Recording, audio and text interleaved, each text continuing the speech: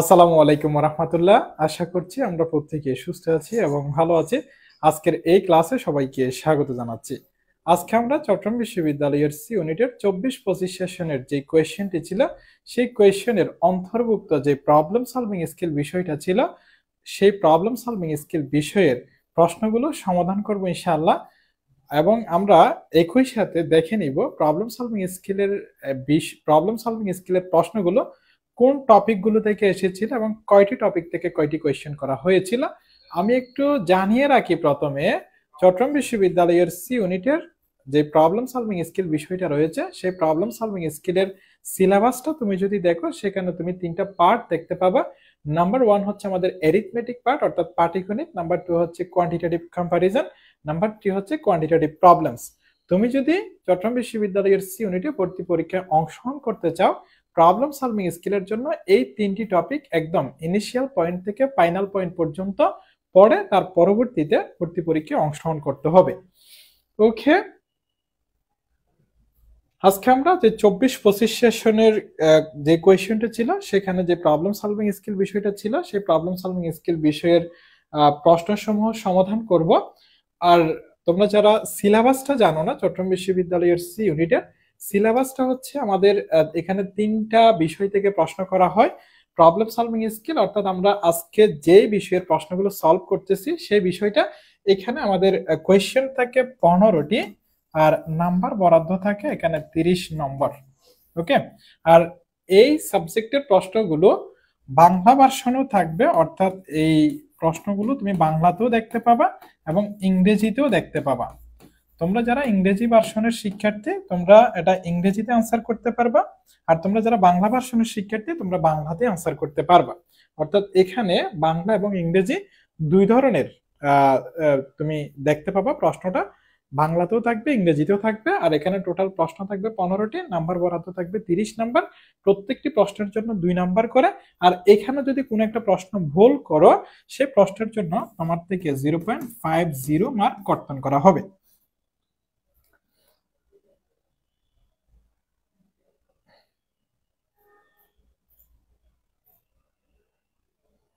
তোমরা যারা সালাম দিচ্ছ, ওয়ালাইকুম আসসালাম ওয়া রাহমাতুল্লাহি ওয়া বারাকাতুহু। ওকে, নিশি দাস, আদ্রিতা চৌধুরী, নাফিস, রাজীব, রাইসা, রফিকুল, ওয়ালাইকুম আসসালাম। মাঝখানে যদি তোমাদের কোনো বুঝতে সমস্যা হয় বা তুমি যদি কোনো একটা প্রশ্ন না বোঝো, সেটা আমাকে একটু দ্রুত জানিয়ে দিবা, আমিও তোমাকে দ্রুত সময়ের মধ্যে আনসার দেওয়ার ট্রাই করবো ইনশাল্লাহ। প্রথমে আমাদেরকে জানতে হবে যে প্রবলেম সলভিং স্কিল বিষয়ের মধ্যে কোন টপিকগুলো থেকে 24-25 সেশনে কোয়েশ্চেন করা হয়েছিল এবং কোন টপিককে বেশি গুরুত্ব দেওয়া হয়েছে, সেগুলোর উপর ভিত্তি করে তুমি যে প্রিপারেশন শুরু করেছো, সেখানে ওই টপিকগুলোকে তোমাকে একটু বেশি গুরুত্ব দিতে হবে। আমরা এর পরবর্তীতে যে 23-24 সেশনের কোয়েশ্চেনটি ছিল, সেই 23-24 সেশনের কোয়েশ্চেনটি নিয়েও আলোচনা করব, অর্থাৎ এর পরবর্তী ক্লাসে আমরা ওই কোয়েশ্চেনটা সলভ করবো ইনশাআল্লাহ। হ্যাঁ, ভুল হলে হচ্ছে 0.50, যেহেতু এখানে একটা প্রশ্নের জন্য 2 নম্বর করে বরাদ্দ থাকে এই জন্য। আর তোমার বিগত বছরগুলোর কোয়েশ্চেন সলভ করাটা অনেক বেশি জরুরি, কারণ এগুলোর উপর ভিত্তি করে তুমি প্রিপারেশনটা নিবা, কোন টপিকগুলোকে বেশি গুরুত্ব দিবা, কোন টপিকগুলোকে কম গুরুত্ব দিবা, সেগুলো নির্ভর করবে 24-25 সেশনের কোয়েশ্চেন এবং 23-24 সেশনের কোয়েশ্চেন। যেহেতু এই দুই সেশনের কোয়েশ্চেনগুলো পরিবর্তিত প্রশ্ন পদ্ধতির আলোকে করা হয়েছে, এই সেশনটা সহ হচ্ছে আমাদের 3টে সেশন এই সিলেবাসটা ফলো করতেছে চট্টগ্রাম বিশ্ববিদ্যালয়ের সি ইউনিট।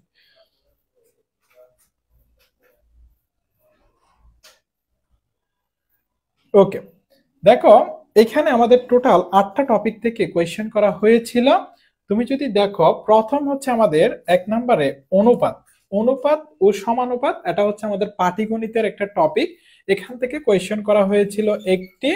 এর পরবর্তীতে হচ্ছে গড়, এখান থেকে কোয়েশ্চেন করা হয়েছে 2টি। সুদ সুদ থেকে কোয়েশ্চেন করা হয়েছে 2টি। ঐকিক নিয়ম থেকে কোয়েশ্চেন করা হয়েছে 3টি। যদিও এখানে ঐকিক নিয়মের মধ্যে অনেকগুলো পার্ট রয়েছে, এখানে দেখতে পাবা ট্রেন রয়েছে, নদী নৌকা রয়েছে, বাস রয়েছে, সাধারণ ঐকিক নিয়ম রয়েছে, সবগুলো আমি একসাথে এখানে করে দিয়েছি।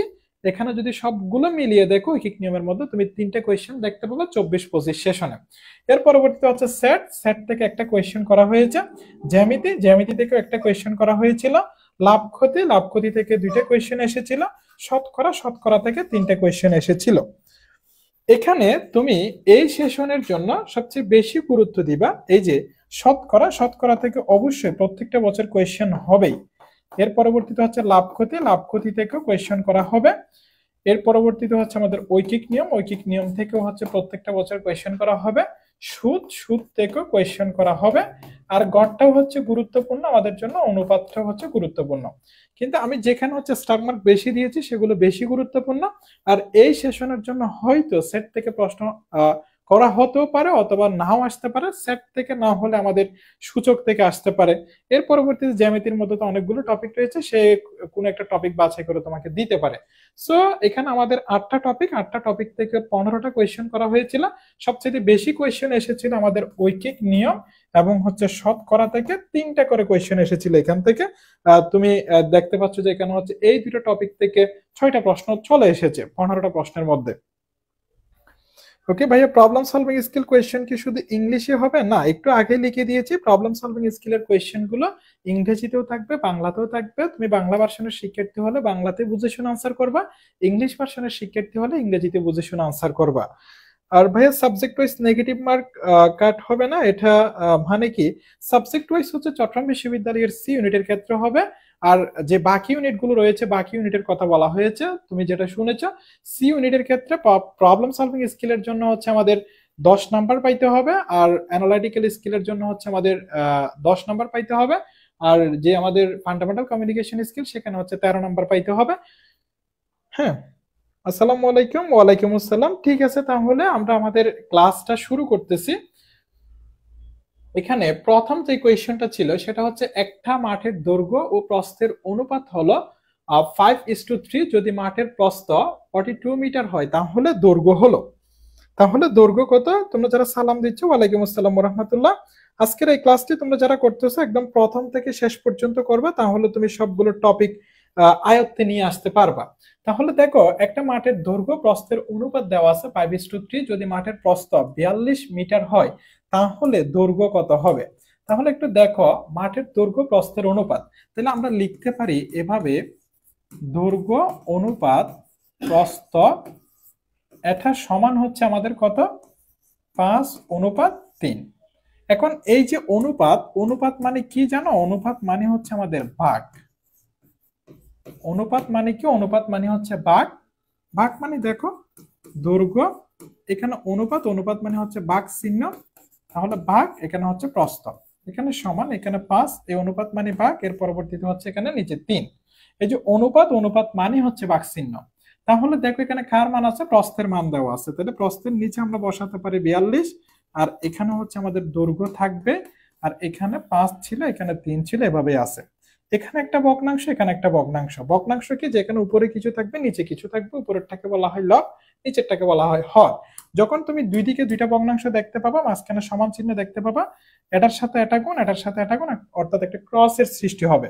তাহলে দৈর্ঘ্যের সাথে কত গুণ হবে? দৈর্ঘ্যের সাথে হচ্ছে আমাদের 3 গুণ, আর 42-এর সাথে কত গুণ? 5 গুণ। তাহলে এখানে তুমি যদি দৈর্ঘ্য হিসাব করো, এখানে 3টা গুণ অবস্থায় ছিল, ওই পাশে গেলে ভাগ অবস্থায় হয়ে যাবে। তাহলে 42 গুণন 5, এখানে 3টা গুণ অবস্থায়, এখানে হয়ে যাবে ভাগ। তাহলে 3×14 কত? 3×14 42। তুমি ক্যালকুলেটরের সাহায্য করতে পারো। তাহলে 5×14 কত? 5×14 হচ্ছে 70। তুমি কার মান বের করেছো এটা দেখো তো? এটা হচ্ছে তুমি দৈর্ঘ্যের মান বের করেছো। তাহলে দৈর্ঘ্য কত হবে? দৈর্ঘ্য হচ্ছে আমাদের 70 মিটার, অর্থাৎ ডি অপশন যেটি রয়েছে এটি হচ্ছে আমাদের কারেক্ট অ্যান্সার। ওকে,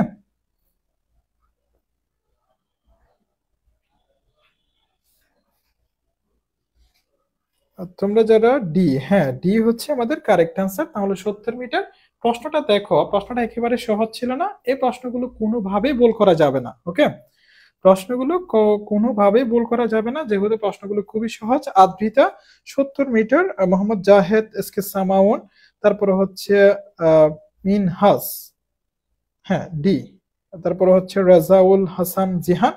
হ্যাঁ, সবার আনসারই হচ্ছে কারেক্ট, সবাই হচ্ছে 70 মিটার আনসার করেছো তোমরা। সো তোমরা সবাই বুঝতে পেরেছো কিনা? আর তোমরা এর পরবর্তীতে যখন কোয়েশ্চেন গুলো একটু সলভ করতে যাবা, সেটা হয়তো তোমাদের কাছে একটু কঠিন মনে হইতে পারে পরবর্তীতে, এই জন্য তোমাদের টাইম লাইনে আজকের এই ক্লাসটি শেয়ার দিয়ে রাখতে পারো, যাতে পরবর্তীতে তুমি কোয়েশ্চেন গুলো সলভ করতে গেলে তোমার টাইম লাইনে এটা পেয়ে যাও। তোমাদের বন্ধুদেরকে মেনশন দিতে পারো, যাতে তোমার বন্ধু তোমার সাথে চট্টগ্রাম বিশ্ববিদ্যালয়ের সি ইউনিটের কোয়েশ্চেনটা সলভ করতে পারে। আমরা 23-24 সেশনের যে কোয়েশ্চেনটা ছিল সেটাও আমরা সলভ করবো ইনশাল্লাহ পরবর্তীতে। আজকে আমরা 24-25 সেশনের কোয়েশ্চেনটা প্রথমে সলভ করতেছি, কারণ তোমাকে প্রথমে দেখতে হবে যে রিসেন্ট যে কোয়েশ্চেনগুলো এসেছে সেই কোয়েশ্চেনগুলো আসলে কোন প্যাটার্ন ফলো করেছে বা কোন টপিকগুলো থেকে এসেছে সেটা। আসসালামু আলাইকুম ভাইয়া। ওয়ালাইকুম আসসালাম। ওয়ালাইকুম আসসালাম। আপনার আবির ডি। ওকে, তাহলে আমরা এটা বুঝেছি। যদি কোনো কেউ না বুঝে থাকে আমি আবারও রিপিট করব, আমাকে একটু বলে দিতে হবে। এর পরবর্তীতে দেখো বলা হচ্ছে 50 টাকা দরে 42 লিটার দুধের সাথে 70 টাকা দরে 28 লিটার দুধ মিশ্রণ করে মিশ্রিত দুধের গড় দর কত হবে। তুমি দেখো এই ম্যাথগুলো তুমি কোনোভাবেই মুখস্থ করবা না। মিশ্রিত দুধের গড় দর, তাহলে মিশ্রিত দুধের গড় দর মানে এখানে পজিটিভ সাইন ইউজ হবে। ওকে, কিভাবে পজিটিভ সাইন ইউজ হবে দেখো, 50 টাকা দরে 42 লিটার দুধ, আবার 70 টাকা দরে 28 লিটার দুধ। তার মানে আমরা দেখতে পাচ্ছি এখানে দুইটা পার্টে বিভক্ত। আমরা সুন্দরভাবে 50-এর সাথে 42-কে লিখবো, এরপরে 70-এর সাথে 28-কে লিখবো। কি আকারে লিখছি? গুণ আকারে। এখন বলা হচ্ছে মিশ্রিত দুধের সাথে, তার মানে এখানে আমরা কি করব? যোগ করব। ওকে, এর পরবর্তীতে আমরা এখানে ভাগ চিহ্ন দিব। মিশ্রিত দুধের গড় দর কত হবে। মিশ্রিত দুধের, এখানে একটা কথা লেখা নেই, একটা কথা লুকানো আছে। হ্যাঁ, এটা তোমাকে একটু বুঝে নিতে হবে। দেখো তো, মিশ্রিত দুধের গড় দর আসছে, হ্যাঁ দর আসছে, কিন্তু কে আসে নাই? লিটারটা কিন্তু আসে নাই। দেখো এই যে 28 লিটার, এখানে 42 লিটার, এখানে তো এখান থেকে তুমি যদি দেখো দর, এখানেও দর, এখানে তো দুইটা ওয়ার্ডই লেখা ছিল, দর এবং লিটার, তাহলে লিটারটা তো লেখা নাই, তাই না? তাহলে এখানে একটা কথা লুকানো আছে, সেটা হচ্ছে লিটার প্রতি দুধের গড় দর।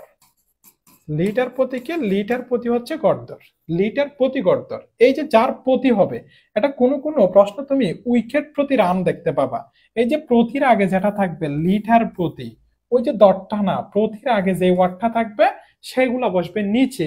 তাহলে এইখানে কত লিটার দেখো তো, এখানে হচ্ছে 42 লিটার। এখানে কত লিটার দেখো তো, এখানে হচ্ছে আমাদের 28 লিটার। হ্যাঁ, তাহলে এইগুলা বসবে নিচে। কে কে? 42 যোগ 28। বুঝা গেছে? তাহলে এখানে যদি তুমি সলভ করো সেক্ষেত্রে আনসার কত হয় একটু বলো। হ্যাঁ, 100 এমএস অবশ্যই ইউজ করা যাবে। তোমরা তাহলে আনসার কত দিয়েছো? আনসার কি 58 হবে? আনসার 58 কিনা আমাকে একটু বলো। হ্যাঁ, এখানে আসে হচ্ছে আমাদের 2100। আচ্ছা, এখানে উপরে একেবারে কত আসে? এখানে 2100। তোমরা যেটা আনসার করতেছো ওটাই নিচ্ছি আমি। এখানে হচ্ছে আমাদের 1960, আর এখানে কত হয়? 50, এখানে হয় হচ্ছে 70।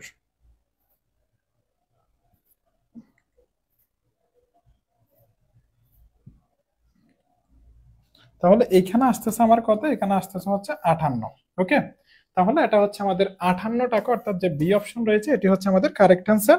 হ্যাঁ, 2B। মোহাম্মদ জাহেদ, রনি, আদ্রিত চৌধুরী, রাহুল চৌধুরী। 100 এমএস এর ক্যালকুলেটর ইউজ করা যাবে ভাইয়া। ওকে, সামাউন আমাকে হেল্প করেছে আসলে এটা। হ্যাঁ, উপরে যোগ করলে হচ্ছে 4060 হবে। ওকে, তাহলে আমরা এটার দিয়ে, এই ম্যাথটা দিয়ে অনেকগুলো ম্যাথ সলভ করতে পারবো। তুমি দেখবা যে উইকেট প্রতি গড় রান কত হবে। উইকেট প্রতি হয়ে যায় যেখানে উইকেট, তাহলে নিচে উইকেট গুলাকে তুমি যোগ করে দিবা।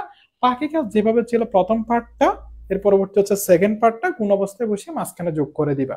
আর এটা কেন যোগ করেছে? এখানে বলা হচ্ছে মিশ্রিত, তো তুমি মনে রাখতেই পারো এটা হচ্ছে পজিটিভ ডিরেকশন। ওকে,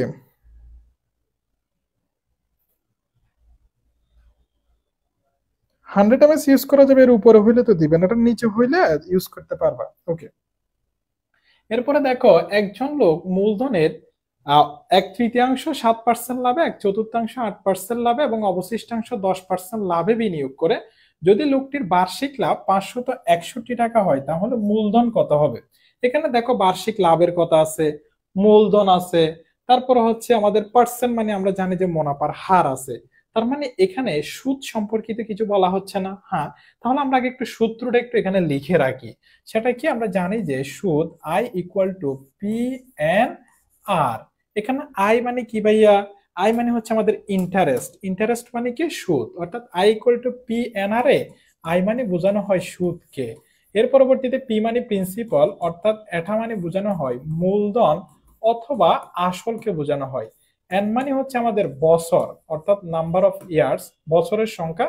এর পরবর্তীতে আর মানে রেট অফ ইন্টারেস্ট, অর্থাৎ আর মানে মুনাফার হার। ওকে, আর মানে মুনাফার হার। তাহলে আমরা এটা শিখেছি I equal to P N R, যেখানে আই মানে সুদকে বোঝানো হয়, পি মানে মূলধনকে বোঝানো হয়, এন মানে বছরকে বোঝানো হয়, আর মানে মুনাফার হারকে বোঝানো হয়। তাহলে আমার কাছে কি কি দেওয়া আছে দেখো, বার্ষিক লাভ মানে আমার আয়ের মান দেওয়া আছে এই জায়গায় 561 টাকা। বার্ষিক লাভ, বার্ষিক লাভ মানে হচ্ছে এক বছরের, সো এখানে এন এর মানও কিন্তু দেওয়া আছে। তাহলে আয়ের মান, এন এর মান। আমাকে বলতেছে মূলধন কত হবে, মূলধন মানে আমার পি এর মান লাগবে, পি ইকুয়াল টু হোয়াট, এর পরবর্তীতে আমার আর এর মান। হ্যাঁ, আর এর মান তাহলে এখান থেকে আমাকে বের করে নিয়ে আসতে হবে। কেন? এই যে I equal to P N R, এখানে হচ্ছে আমরা দেখতে পাচ্ছি 4টা বিষয় রয়েছে। তুমি সেখান থেকে কাউকে বের করার জন্য তোমার 3টা ভ্যালু লাগবে না, অর্থাৎ 3 জনের মান জানা লাগবে না। বাকি অজানার মান বের করার জন্য 3 জনের মান তো লাগবে। তুমি সরাসরি 2 জনের মান পাচ্ছ, ওই যে আর এর মান মুনাফার হারটা তাহলে এইখান থেকে তোমাকে করে নিয়ে আসতে হবে। ওকে ওকে, তাহলে দেখো তো, একজন লোক মূলধনের 1/3 7% লাভে, আচ্ছা 1/4 8% লাভে, এবং অবশিষ্টাংশ 10% লাভে। এখন অবশিষ্টাংশটা খেয়ে আবার একটু দেখো তো, যখন এরকম 1/3 1/4 থাকবে তখন তুমি টোটালকে এক ধরে নিতে পারবে, বা অনেকে এক্স ধরে নেয়, সেটা দিয়ে করা যাবে। তাহলে আমরা ধরে নিচ্ছি এখানে মোট, মোট হচ্ছে আমাদের কত, মোট মূলধন 1 ধরে নিচ্ছি আমরা। ওকে, তাহলে এখানে দেখো একজন লোক মূলধনের এই যে 1/3 কিন্তু 7% লাভে বিনিয়োগ করছে, আবার 1/4 কিন্তু 8% লাভে বিনিয়োগ করছে। এগুলোর পরিমাণ দেওয়া আছে। অবশিষ্টাংশ, তাহলে মোট মূলধন যদি আমরা 1 ধরি, অবশিষ্টাংশ কত হবে? অবশিষ্টাংশ ভালোভাবে খেয়াল করবা, অবশিষ্টাংশ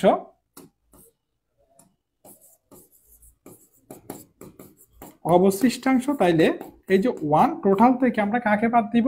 1/3 এবং 1/4 দুইটাকে বাদ দিলে আমরা অবশিষ্টাংশটা পেয়ে যাব। তাহলে এখানে আমরা লসাগু নিলে 3 এবং 4 মিল নাই, তাহলে মিল না থাকলে সরাসরি গুণ, অর্থাৎ 12। এখানে থাকে তাহলে 12, এরপরে মাইনাস কত হয় 12, সরি এটা হচ্ছে 12 কে 3 দ্বারা ভাগ করলে এখানে হবে 4, এখানে হবে 4, এখানে হবে 3। ওকে, তাহলে দেখো একটু, এখানে থাকে 12, এখানে থাকে -7, এখানে থাকে 12, তার মানে এখানে 12 থেকে 7 গেলে 5, এখানে হচ্ছে ডিভাইডেড বাই 12। তার মানে আমরা অবশিষ্ট বের করে ফেলেছি। কি রকম? মূলধন টোটাল 1 ধরে সেখান থেকে 1/3 1/4 দুইটাকে বাদ দিয়ে, তাহলে আমার অবশিষ্টাংশ কত? 5 ডিভাইডেড বাই 12। তার মানে তোমাকে বোঝানো হচ্ছে এই যে 5 ডিভাইডেড বাই 12 অংশটা 10% লাভে কি করছে? বিনিয়োগ করছে। বুঝাইতে পারছি কথা? ওকে, তাহলে একটু দেখো, তুমি এখন কিন্তু মুনাফার হার সহজে পেয়ে যাবা।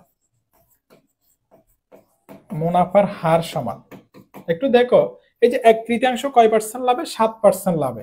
তাহলে তুমি দিবা 1 ডিভাইডেড বাই 3 ইন্টু 7%। ওকে, এরপরে 1/4 8% লাভে, তাহলে 1 ডিভাইডেড বাই 4 ইন্টু 8%। এরপরে অবশিষ্টাংশ মানে হচ্ছে 5 ডিভাইডেড বাই 12, 5 ডিভাইডেড বাই 12 এটা কত পার্সেন্ট লাভে? এটা হচ্ছে 10% লাভে। ওকে, যে যত পার্সেন্ট লাভে বিনিয়োগ করছে সেটা আমরা দেখেছি। এর পরবর্তীতে তুমি টোটাল কাজ করতেছো না এখানে, হ্যাঁ টোটাল কাজ করলে সবগুলোর মাঝে কি দিতে হবে? পজিটিভ সাইন ইউজ করতে হবে। ওকে, হ্যাঁ, তাহলে আমরা একটু দেখে নিয়ে, এখানে 7, এখানে 1, তাহলে 7 ডিভাইডেড বাই 3, এখানে পার্সেন্ট আছে না, এই যে 7 কে লিখছো 3 কে লিখছো, এই পার্সেন্ট, পার্সেন্টের মান কত? পার্সেন্টের মান কিন্তু হচ্ছে আমাদের 1 ডিভাইডেড বাই 100, 1 ডিভাইডেড বাই কত? 100। তাহলে এখানে পার্সেন্ট থাকলে এটা 1 ডিভাইডেড বাই 100 হলে নিচেই তো 100 হবে, উপর 1টা দিলেও চলে, না দিলেও চলে। এরপরে প্লাস, এখানেও সেম হচ্ছে 8 ডিভাইডেড বাই 4 ইন্টু কত? 100। আমরা কিন্তু পার্সেন্টেজ তুলে দিচ্ছি, পার্সেন্টেজের বদলে 1 ডিভাইডেড বাই 100 বসাচ্ছি। তাহলে এখানে 5 10 কত হয়? 5 10 হচ্ছে 50, নিচে হচ্ছে 12 ইন্টু কি? 12 ইন্টু 100। কেমন আসলো দেখো, 5 ইন্টু 10 মানে 5 10 50, নিচে 12 আছে, পার্সেন্টের বদলে 1 ডিভাইডেড বাই 100। এখন এটা একটু সিম্পলিফাই করে নাও। সিম্পলিফাই করে নিলে দেখো, একটা লসাগু নিলে এই জায়গায় 100 আছে, এই জায়গায় 100, এই জায়গায় 100, তাহলে আমরা একটা 100 নিব। অবশিষ্ট কে আছে? 3 4, অর্থাৎ 12। তাহলে 3 4 12 এগুলো লসাগু নাও। 3 4 12 এর লসাগু নিলে তুমি কত দেখতে পাও? একটু দেখো তো, 3 4 12। তাহলে লসাগু নিলে এখানে 3 একে 3, 4 এ যাচ্ছে না, 3 4 12, এরপরে 4 দিয়ে দিলে এখানে 1, 4 একে 4, 4 একে 4। লসাগু কিভাবে নিতে হয়? ন্যূনতম দুইটি সংখ্যার মধ্যে ভাগ যাইতে হবে। যেমন 3 এবং 12 এর মধ্যে 3 ধারা ভাগ গেছে, তাহলে 3 একে 3, 3 4 12। এরপরে 4 এর মধ্যে যাচ্ছে না, সেটা আমরা রেখে দিয়েছি। এখন আবার এখানেও 4 এখানেও 4, তাহলে 4 দ্বারা দুইটির মধ্যে ভাগ যায়, এখানে 1 এর মধ্যে যাই না, 1 রেখে দিয়েছি, 4 একে 4, 4 একে 4। এখন লসাগু নেওয়ার জন্য এই যে একদম এখান থেকে এতটুকু পর্যন্ত তোমাকে গুণ করতে হবে। তাহলে 3 ইন্টু 4, এরপর হচ্ছে সবগুলো 1, সবগুলো 1 গুণ করলেও সেম আসবে। তাহলে 3 4 12, 12 এর সাথে 1 গুণ করলে কত আসে? 12 আসে। ওকে, তাহলে এখানে আরেকটা কত আসবে? 12 আসবে। বুঝা গেছে কথা? ওকে ওকে, তোমাদের আনসার গুলো দিবা আমি ম্যাথটা সলভ করার পরে। তাহলে আমরা 3 জায়গায় 100 আছে, 100 নিলাম, এখানে 3, এখানে 4, এরপর হচ্ছে 12, আমরা লসাগু নিয়েছি, এখানে পাচ্ছি হচ্ছে 12। ওকে, এখন দেখো এই যে লসাগুটা পাইছো, সেই লসাগুকে কি দিয়ে ভাগ দিতে হবে? প্রথম ভগ্নাংশের হর দিয়ে। এখন দেখো তো আমি একটা দেখাই দিচ্ছি, বাকিগুলো তোমরা নিজেরা সলভ করবা। তাহলে আমি লসাগুটা একটু মুছে দিচ্ছি, তোমরা তো এটা করেই নিয়েছো। ওকে, তাহলে একটু দেখো, এই যে 12 ইন্টু 100 যেটা লসাগু পাইছো, সেটা প্রথম ভগ্নাংশের হর দ্বারা ভাগ করতে হবে। অর্থাৎ 3 ইন্টু কত দ্বারা? 3 ইন্টু 100 দ্বারা। এই 100 এ 100 ক্যান্সেল, 3 একে 3, 3 চারে কত? 3 চারে 12, কত আসে? 4। 4 এর সাথে 7 গুণ করলে 4 সাথে কত হয়? 28 প্লাস সেম এই 12 ইন্টু 100 কে 4 ইন্টু 100 দ্বারা ভাগ করলে 100 100 চলে যায়, 3 চারে 12, তাহলে 3 এটা কত হবে? এখানে 24 প্লাস এখানে 12 ইন্টু 100, এখানে 12 ইন্টু 100, 12 ইন্টু 100 কে 12 ইন্টু 100 দ্বারা ভাগ করলে 1, 1 এর সাথে যদি 50 গুণ করো তাহলে 85 থাকে। তাহলে এইখানে যদি তুমি কাজ করো কত হয় বলো তো আমাকে? 20 20 40, 50 90, 98, এখানে থাকে হচ্ছে 102, আর এখানে নিচে থাকে হচ্ছে 12 ইন্টু 100। এই জায়গায় যদি তুমি ভাগ করো তাহলে কত পাও আমাকে একটু বলো। হ্যাঁ, কত পাও একটু বলো তো? 102 কে তুমি হচ্ছে 1200 দিয়ে ভাগ করবে না? হ্যাঁ, 1200 দিয়ে ভাগ করলে কত হবে? 1200 দিয়ে ভাগ, হ্যাঁ লাগবে যে, সমস্যা হবে না তো, চান্স আছে। ওকে, তাহলে কত হয় এখানে?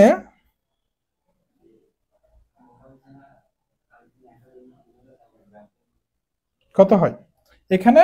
আমরা এই যে মুনাফার হার বের করতেছো না? হ্যাঁ, তাহলে এখানে যেই মানটা আসবে তার সাথে অবশ্যই একটা কি দিতে হবে? 100% দিতে হবে। এখানে যে মানটা আসে তার সাথে 100% দিলে তোমরা জানাচ্ছ কি? তোমরা জানাচ্ছ হচ্ছে 8.5%। ওকে, কত? 8.5%। তাহলে এখন মুনাফার হারও পেয়ে গেছো তুমি। হ্যাঁ, তাহলে মুনাফার হার পাইছো, অর্থাৎ আর এর মান তুমি বের করে ফেলছো।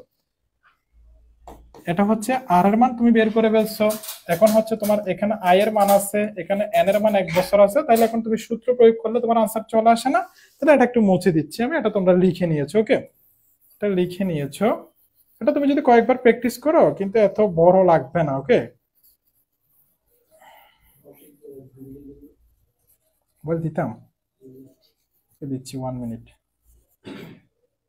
দেখো, তাহলে আমরা জানি যে আই ইকুয়াল টু কি? I equal to P N R. কি বের করবো আমরা? পি। তাহলে P N R equal to লিখতেছি আই। তাহলে পি বের করলে এন আরটা এখানে গুণ অবস্থায় ছিল, এখানে ভাগ অবস্থায় হয়ে যাবে, অর্থাৎ আই ডিভাইডেড বাই এন আর। এরপরে দেখো এখানে আই এর পরিমাণ কত হয়? আই এর পরিমাণ হচ্ছে 561, এন এর পরিমাণ হচ্ছে 1 বছর, আর এর মান কত? আর এর মান হচ্ছে 8.5%। দেখো তো 8.5% কে লিখলে কি হবে? 8.5 ডিভাইডেড বাই 100 আকারে লিখতে হবে না? হ্যাঁ, তাহলে এখানে লিখতেছি আমরা 8.5 ডিভাইডেড বাই 100। ওকে, তাহলে একটু দেখো, এখানে 561 ছিল, আমি একটু ভেঙে ভেঙে করাচ্ছি, নিচে আসতেছে, তাহলে 8.5 ডিভাইডেড বাই 100। এটাকে যদি তুমি সিম্পলিফাই করতে চাও, 561 ইন্টু 100টা উপরে চলে যাবে, এই যে বাক চিহ্নকে আমি গুণ চিহ্ন করে দিলাম, তাহলে 100 তো উপরে চলে গেছে, নিচে হচ্ছে কত? নিচে হচ্ছে 8.5। ওকে, বুঝা গেছে?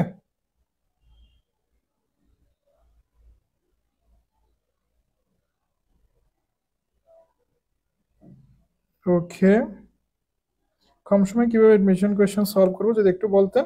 না, এখানে কিছু কোয়েশ্চেন হচ্ছে একটু বড় আসবে, কিছু কোয়েশ্চেন হচ্ছে একটু ছোট আসবে। ওকে,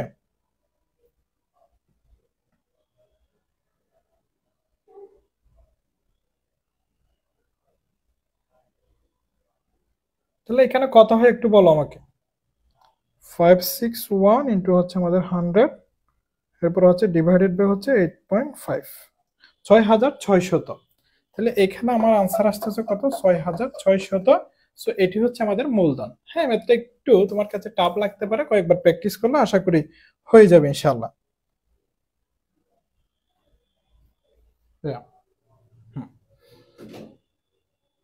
ওকে,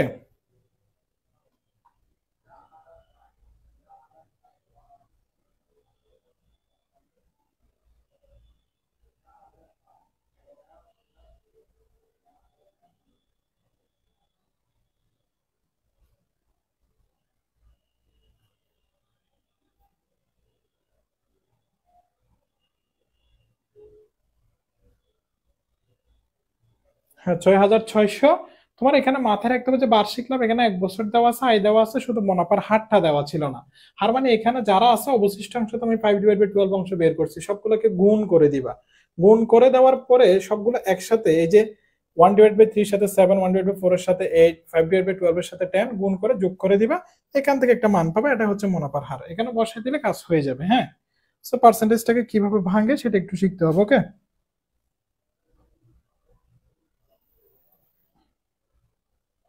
কয়েকটা ম্যাথ তো একটু টাফ থাকবে, এগুলো একটু সলভ করা শিখতে হবে আগে থেকে। ওকে, একটু মাথার উপর দিয়ে গেল, কয়েকবার সলভ করতে হবে। তুমি তো হঠাৎ পারবা যে এরকম তো না, সময় আছে। সো সময়টা কাজে লাগাও, সময়টা কাজে লাগালে ইনশাল্লাহ তোমার ভালো কিছু হবে। এবং এগুলো আসলে বেসিক থেকে তোমাকে পরে আসতে হবে। এরপরে দেখো, একটা নির্দিষ্ট কোম্পানিতে মোট কর্মচারীর মধ্যে 240 জন পুরুষ। আচ্ছা, টোটাল যে আমাদের কর্মচারী রয়েছে সেখানে 240 জন পুরুষ। যদি প্রতি 8 জন কর্মচারীর মধ্যে 5 জন পুরুষ হয়, দেখো 8 জন কর্মচারীর মধ্যে 8 জন কর্মচারীর মধ্যে কয়জন পুরুষ? 8 জন কর্মচারীর মধ্যে পুরুষ কিন্তু 5 জন, পুরুষ 5 জন। সেটা যেহেতু বাংলা লিখছি, এটা বাংলা লিখি 5 জন। 8 জন কর্মচারীর মধ্যে পুরুষ হচ্ছে 8 জন কর্মচারীর মধ্যে 5 জন পুরুষ হয়, তাহলে মোট কর্মচারীর সংখ্যা কত? এখন মোট কর্মচারীর সংখ্যা আমরা জানি না, আমরা ধরে নিচ্ছি, ধরি মোট কর্মচারী হচ্ছে এক্স। মোট কর্মচারী কয়জন? এক্স জন। তাহলে দেখো 8 জন কর্মচারীর মধ্যে পুরুষ 5 জন। যদি আমি বলি একজন কর্মচারীর মধ্যে পুরুষ একজন হলে আরো কম হবে, কম হইলে কি? কম হইলে ভাগ, অর্থাৎ 8/5 জন।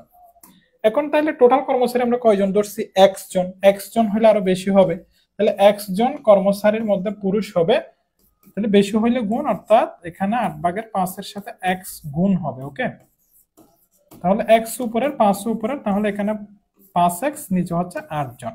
তাহলে দেখো তো, তুমি যদি টোটাল কর্মচারী এক্স জন বিবেচনা করো, তাহলে এখানে পুরুষের সংখ্যা আসতেছে কত? 5x/8। তোমার কর্মচারী কয়জন? টোটাল এক্স, কিন্তু পুরুষ কয়জন? 5x/8। এখানেও বলা হচ্ছে একটা নির্দিষ্ট কোম্পানিতে মোট কর্মচারীর মধ্যে, এই যে মোট কর্মচারী এক্স এর মধ্যে 240 জন পুরুষ। আমরা দেখেছি টোটাল কর্মচারীর মধ্যে পুরুষ হচ্ছে 5x/8, আবার এখানে বলা হচ্ছে 240 জন পুরুষ। তাহলে আমরা লিখতে পারবো শর্ত মতে, এই যে 5x নিচে হচ্ছে 8 সমান 240 লিখে যাবে না? হ্যাঁ, এখানে বলা হচ্ছে মোট কর্মচারীর মধ্যে 240 জন পুরুষ, এখানে মোট কর্মচারীর মধ্যে এটাই পুরুষ, তাহলে দুইটাই তো পুরুষ, সমান।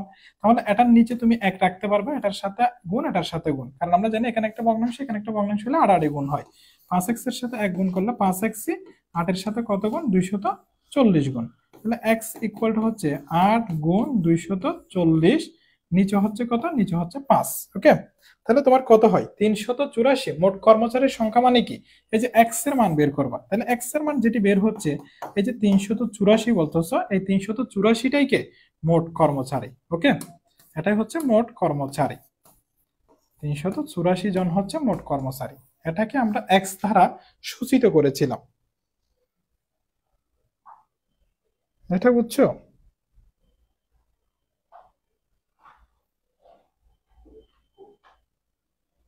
384 জন, এটা বুঝছো কিনা বলো? এখানে হচ্ছে আমাদের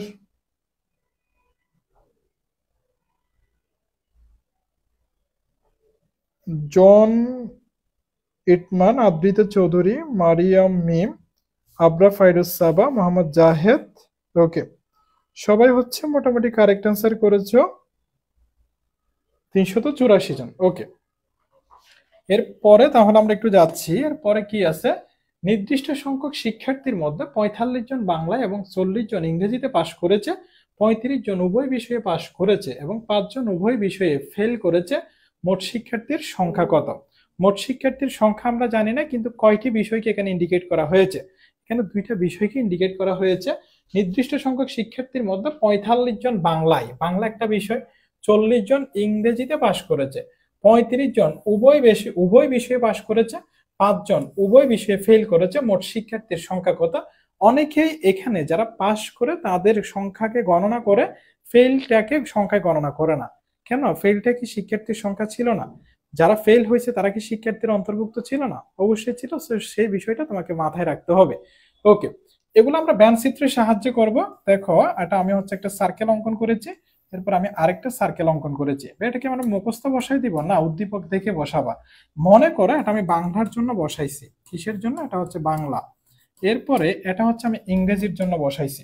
যারা একদম প্রথম থেকে মনে করো ক্লাস করতেছো, তোমরা অনেকে বলবা এখানে মাঝখানে যে একটা কমন একটা পার্ট নিলেন আপনি, কমন পার্ট কেন নিছি? দেখো, এই যে এই কমন পার্টটা কেন, দেখো বলা হচ্ছে নির্দিষ্ট সংখ্যক শিক্ষার্থীর মধ্যে ৪৫ জন বাংলায়, ৪০ জন ইংরেজিতে পাশ করেছে, ৩৫ জন উভয় বিষয়ে পাশ করেছে। উভয় বিষয় মানে কি? এই যে উ হচ্ছে আমাদের বাংলাতেও ছিল, আবার উ হচ্ছে আবার ইংরেজিতেও ছিল। এটাই তো বলা হয় উভয় বিষয়, তাই না? তাহলে উভয় বিষয়ের মধ্যে কয়জন সেটা তুমি আগে একটু ক্লিয়ার করবে। এটা হচ্ছে ৩৫ জন। উভয় বিষয় মানে দুইজনের মাঝখানে। ওকে, এখন বলা হচ্ছে নির্দিষ্ট সংখ্যক শিক্ষার্থীর মধ্যে ৪৫ জন বাংলায়। তো এখানে তো ৪৫ জন বাংলায় লিখে আছে, তার মানে কি এই সার্কেলটার মধ্যে ৪৫ জনকে বোঝানো হবে না? অবশ্যই এই সার্কেলটা সম্পূর্ণ ৪৫ জন, কিন্তু তুমি অলরেডি কত লিখে ফেলছো? ৩৫ জন। তাহলে তুমি এখানে আর কত লিখতে পারবা? ১০ জন। এই যে ১০, ৩৫, ৪৫ হয়েছে, এভাবে লিখতে হবে। এরপরে বলা হচ্ছে ৪০ জন ইংরেজিতে। তার মানে ৪০ জন ইংরেজিতে মানে কি? দেখো তো, ৪০ জন ইংরেজিতে মানে এই যে এটা সম্পূর্ণ এটাই কত বোঝাইছিল? এটা মিলে ৪০ জন বোঝাইছিল, কিন্তু তুমি ৩৫ জন লিখে ফেলছো। তাহলে এখানে আর কত লিখো নাই? ৫ জন লিখো নাই। ৩৫, ৫ মানে ৪০, ৩৫, ১০ মানে ৪৫। ওকে, এখন বলা হচ্ছে ৫ জন উভয় বিষয়ে ফেল করেছে। ৫ জন উভয় বিষয়ে ফেল করেছে মানে আমরা এখানে যারা পাস করছে তাদেরকে তো লিখছি। এখন যারা ফেল করছে যে তাদেরকে আমরা একটু এখানে লিখি। ফেল করছে কয়জন? ফেল করছে হচ্ছে ৫ জন। ওকে, প্রশ্নটা যদি একটু কঠিন হয় তোমাকে আরেকটু ঘুরিয়ে দিতে পারে। দেখো, এই যে এইগুলো টোটাল ৪৫ জন, আমরা ৩৫, ১০, ৪৫ জন বলতেছি বাংলায়। এটা তো উভয় বিষয়ে পাশ করছে, তাইলে ভাই এটার কি আলাদা কোনো নাম নাই? এই যে ১০ জন, আলাদা অবশ্যই নাম আছে। এটাকে বলা হয় শুধু বাংলায়। কি বলা হয়? শুধু বাংলায়। তোমাকে যদি বলা হয় এখানে শুধু বাংলায় কয়জন পাশ করছে, শুধু বাংলায় হবে ১০ জন। তাহলে একইভাবে এই পাঁচটার নাম হচ্ছে শুধু ইংরেজি। তোমাকে যদি বলা হয় শুধু ইংরেজিতে কয়জন পাশ করছে, তখন হবে এই ৫ জন। তাহলে একটু দেখো তো, এখানে শুধু বাংলায় কয়জন ছিল? শুধু বাংলায় ছিল ১০ জন, উভয় বিষয়ে ছিল ৩৫ জন, শুধু ইংরেজিতে ছিল কয়জন? ৫ জন। আবার ফেল করছে এরকম কয়জন? ফেল করছে হচ্ছে ৫ জন। তাহলে এখানে ১০, এখানে ৩৫, ৪৫, এখানে ৫, ৫০, এখানে ৫, ৫৫ জন না? এখানে ১০, ৩৫, ৪৫, ৫০, ৫৫ জন। তাহলে টোটাল শিক্ষার্থীর সংখ্যা কিন্তু হচ্ছে আমাদের ৫৫ জন। যারা ফেল করছে তারাও কিন্তু শিক্ষার্থীর সংখ্যা ছিল।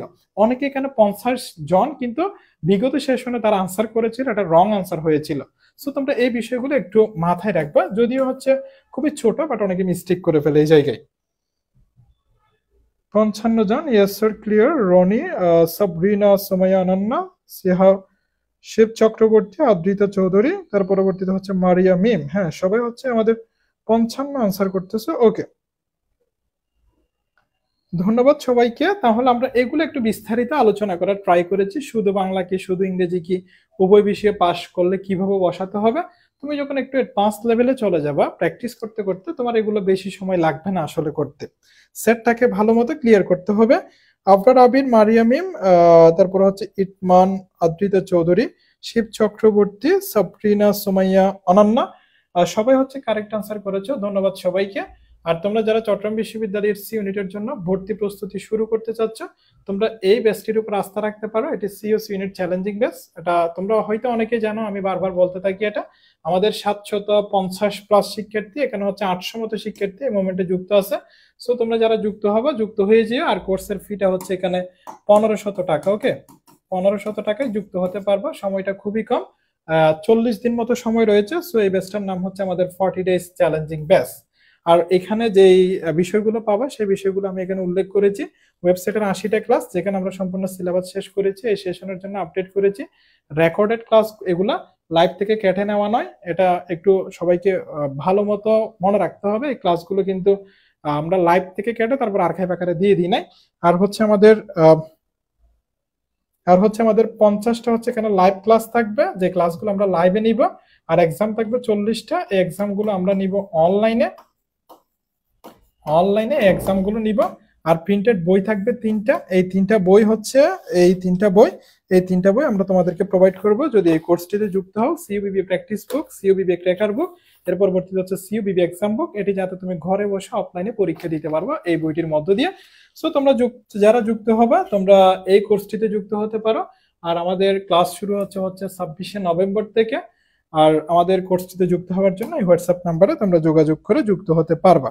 ওকে, সো তোমরা যারা যুক্ত হবে যুক্ত হয়ে যেও। আর আমরা এখানে অপরিবর্তিত শিক্ষক প্যানেলই রয়েছে, তোমাদের অ্যানালিটিক্যাল স্কিলের জন্য নাসিম ভাইয়া, আর আমাদের ফান্ডামেন্টাল কমিউনিকেশন স্কিলের জন্য তোমাদের নাসার ভাইয়া, প্রবলেম সলভিং স্কিলের জন্য আমি। আমরা বিগত 2 সেশন ধরে, অর্থাৎ এই সেশন সহ 3 সেশন ধরে পড়াচ্ছি। সো তোমরা যারা যুক্ত হতে চাও এই কোর্সটিতে যুক্ত হয়ে যাবা, ইনশাল্লাহ ভালো কিছু হবে। এরপরে তাহলে আমাদের কোন ম্যাথটা ছিল, এটা ছিল দুইজন কর্মী 5 দিনে করতে পারে একটি কাজের অর্ধাংশ, 2 দিনে সম্পূর্ণ কাজটি শেষ করতে কতজন কর্মীর প্রয়োজন। তাহলে এখানে আমাদের যেটা উল্লেখ আছে সেটা হচ্ছে দিন এবং কর্মী। এই যে দেখো, 2 দিনে সম্পূর্ণ কাজটি শেষ করতে কতজন কর্মীর প্রয়োজন, এটা ম্যাথের সেকেন্ড পার্ট। আবার দুইজন কর্মী 5 দিনে করতে পারে একটি কাজের অর্ধাংশ। আগে কাজটাকে সম্পূর্ণ করে ফেলতে হবে। হ্যাঁ, ম্যাথের 2টা পার্ট সেটা আমরা বুঝেছি, কিন্তু কাজটাকে সম্পূর্ণ করে ফেলতে হবে।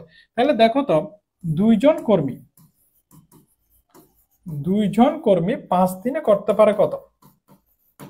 5 দিনে করতে পারে, এটা তোমার হচ্ছে একদম বেসিক কনসেপ্ট থেকে তুমি করতে পারো ম্যাথটা। দুইজন কর্মী 5 দিনে করতে পারে একটা কাজের হচ্ছে হাফ অংশ। ওকে, তাহলে এটার যদি পূর্ণাংশ করতে চাই, এটার পূর্ণ অংশ যদি করতে চাই, তাহলে এই দুইজন কর্মীর বলতে এই দুইজন কর্মীর কয়দিন সময় লাগবে? 10 দিন সময় লাগবে না? অবশ্যই 10 দিন সময় লাগবে। যদি দুইজন কর্মী 5 দিনে অর্ধেক করতে পারে, তাহলে দুইজন কর্মীর হচ্ছে 10 দিন লাগবে পূর্ণ অংশ সম্পন্ন করার জন্য। তুমি এখানে ডেটাও চেঞ্জ করতে পারো অথবা কর্মীটাও চেঞ্জ করতে পারো, ডেটা চেঞ্জ করলে তোমার জন্য ভালো হয়। এখানে যে দুইজন কর্মী, এই দুইজন কর্মী এটা হচ্ছে মানুষের সংখ্যা, এটাকে আমরা ধরে নিই হচ্ছে এম। আর এটা হচ্ছে দিনের সংখ্যা, অবশ্যই পূর্ণাংশতে পরিণত করতে হবে, অর্ধেক অংশতে কিন্তু না। এখানে এটা হচ্ছে দিনের সংখ্যা, সেটাকে তুমি ডি ধরতে পারো অথবা টি ধরতে পারো, যদি টাইম বুঝাইছে। তাহলে এটা হচ্ছে প্রথম অংশের জন্য আমরা লিখবো হচ্ছে এখানে এমটি, কি এমটি। আর সেকেন্ড পার্টের জন্য দুইজন কর্মী সম্পূর্ণ কাজটি 2 দিনে সম্পূর্ণ কাজটি শেষ করতে কতজন কর্মীর প্রয়োজন। এখানে 2 দিন আছে, তার মানে এখানে টি আছে, এটা টি2। কতজন কর্মীর প্রয়োজন, এটা মানে হচ্ছে আমাদের এম2। ওকে, তাহলে এইখানে আমরা আরেকটা এমটি লিখতে পারি। 2টা পার্টের জন্য 2টা এমটি লিখছি, অবশ্যই 2টাকে কি লিখবো আমরা? সমান লিখবো। এটা প্রথম পার্ট, এই জন্য আমরা এটাকে বুঝাবো M1 T1, এটি সেকেন্ড পার্ট, এই জন্য আমরা বুঝাবো এখানে M2 T2। তুমি কি বের করবা? T2 বের করবা, কতজন কর্মীর প্রয়োজন।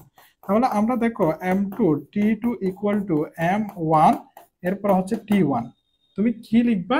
M2 এর মান বের করবা। সো M2 কে খালি রাখো, এখানে M1 তারপর হচ্ছে T1 ডিভাইডেড বাই কত? T2। এখন M1 এর মান কত? M1 মানে হচ্ছে আমাদের দুইজন কর্মী। এখানে সময় কয়দিন লাগছিল? সময় লাগছিল 10 দিন পূর্ণাঙ্গ করার জন্য।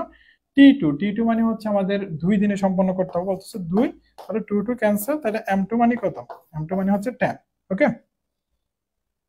10 দিনে। ওকে, 10 দিনে হচ্ছে কারেক্ট অ্যান্সার। সাবরিনা সুমাইয়া, অনন্যা, তারপর হচ্ছে শিব চক্রবর্তী, মারিয়াম মিম, আর হচ্ছে রাফসা রাইসুল, রাবিসা, তার পরবর্তীতে হচ্ছে তামান্না, রাফিয়া। আচ্ছা, রাফিও ক্লাস করতেছো, ঠিক আছে।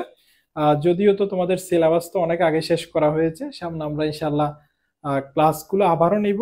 এই যে আমাদের ম্যারাথন যখন ক্লাস হবে, তোমরা অবশ্যই ক্লাসগুলো করতে পারবা। সো ঠিক আছে, ক্লাস করে এগুলোতে তোমাদের ওয়েবসাইটে আমি এই যে আমাদের সেশনগুলোর কোয়েশ্চেনগুলো সলভ করে দিয়েছি। তাইলে আমাদের এখানে আনসার কত? আনসার হচ্ছে 10। তোমরা আমার থেকে আরো ভালো আনসার করতেছো, আসলে প্রিপারেশন নিতে নিতে মজবুত হয়েছে আর কি। হ্যাঁ, অনেক বেশি স্ট্রং। ঠিক আছে, ইনশাল্লাহ এটা যাতে হচ্ছে আমাদের পরীক্ষার আগ পর্যন্ত থাকে, সুন্দর মতো পড়াশোনা করে ভালো কিছু হবে ইনশাল্লাহ। তোমরা হচ্ছে 1.0 যেটি ব্যাচ ছিল সেটার স্টুডেন্ট। তাহলে দেখো, যদি একটি ইটের দৈর্ঘ্য হচ্ছে 10 ইঞ্চি, প্রস্থ 5 ইঞ্চি এবং উচ্চতা 3 ইঞ্চি হয়, তবে 10 ফুট লম্বা, 9 ফুট উঁচু এবং 10 ইঞ্চি চৌড়া একটি দেওয়াল করতে কতগুলো ইট লাগবে। ওকে, এখন তাইলে ইটের উপরে আমরা কি দেওয়ালের উপরে, দেওয়ালকে তৈরি করি কি দিয়ে? ইট দিয়ে। ওকে, তাইলে আমাদের দেওয়ালের যে আয়তন সেটা লাগবে এবং একটা ইটের কি পরিমাণ আয়তন সেটাও লাগবে। আগে আমরা ইটের আয়তনটা বের করি। ইটের দৈর্ঘ্য দেওয়া আছে হচ্ছে আমাদের কি 10 ইঞ্চি, তার পরবর্তী প্রস্থ দেওয়া আছে 5 ইঞ্চি এবং উচ্চতা দেওয়া আছে হচ্ছে 3 ইঞ্চি। তাহলে আমি যদি ইটের আয়তনটা বের করি, তাহলে ইটের আয়তন হচ্ছে আমাদের দৈর্ঘ্য গুণন প্রস্থ, তারপরে হচ্ছে গুণন উচ্চতা। তাহলে এখানে দৈর্ঘ্য কত? দৈর্ঘ্য হচ্ছে 10 ইঞ্চি, প্রস্থ কত? প্রস্থ হচ্ছে 5 ইঞ্চি এবং উচ্চতা হচ্ছে 3 ইঞ্চি। তাহলে 5 দশে হচ্ছে 50, তাই না? 5 দশে 50, 3 পঞ্চাশে হচ্ছে 150। এটা কি হয়ে যাবে? ঘন ইঞ্চি হয়ে যাবে, যেহেতু আয়তন বের করতেছো। ওকে, এর পরবর্তীতে হচ্ছে আবার বলা হচ্ছে 10 ফুট লম্বা, 9 ফুট উঁচু এবং 10 ইঞ্চি চৌড়া একটি দেওয়াল করতে কতগুলো ইট লাগবে। তার মানে আমাকে এরপরে দেওয়ালের আয়তন বের করতে হবে। দেওয়ালের আয়তন, তাহলে দেওয়ালের দৈর্ঘ্যটা কত? দেওয়ালের দৈর্ঘ্যটা বলা হচ্ছে 10 ফুট লম্বা। এগুলো তো করছে ইঞ্চিতে, তার মানে ওটাকে কোথায় নিতে হবে? ইঞ্চিতে নিতে হবে। আমরা জানি 1 ফুট সমান কত? 1 ফুট সমান কিন্তু 12 ইঞ্চি।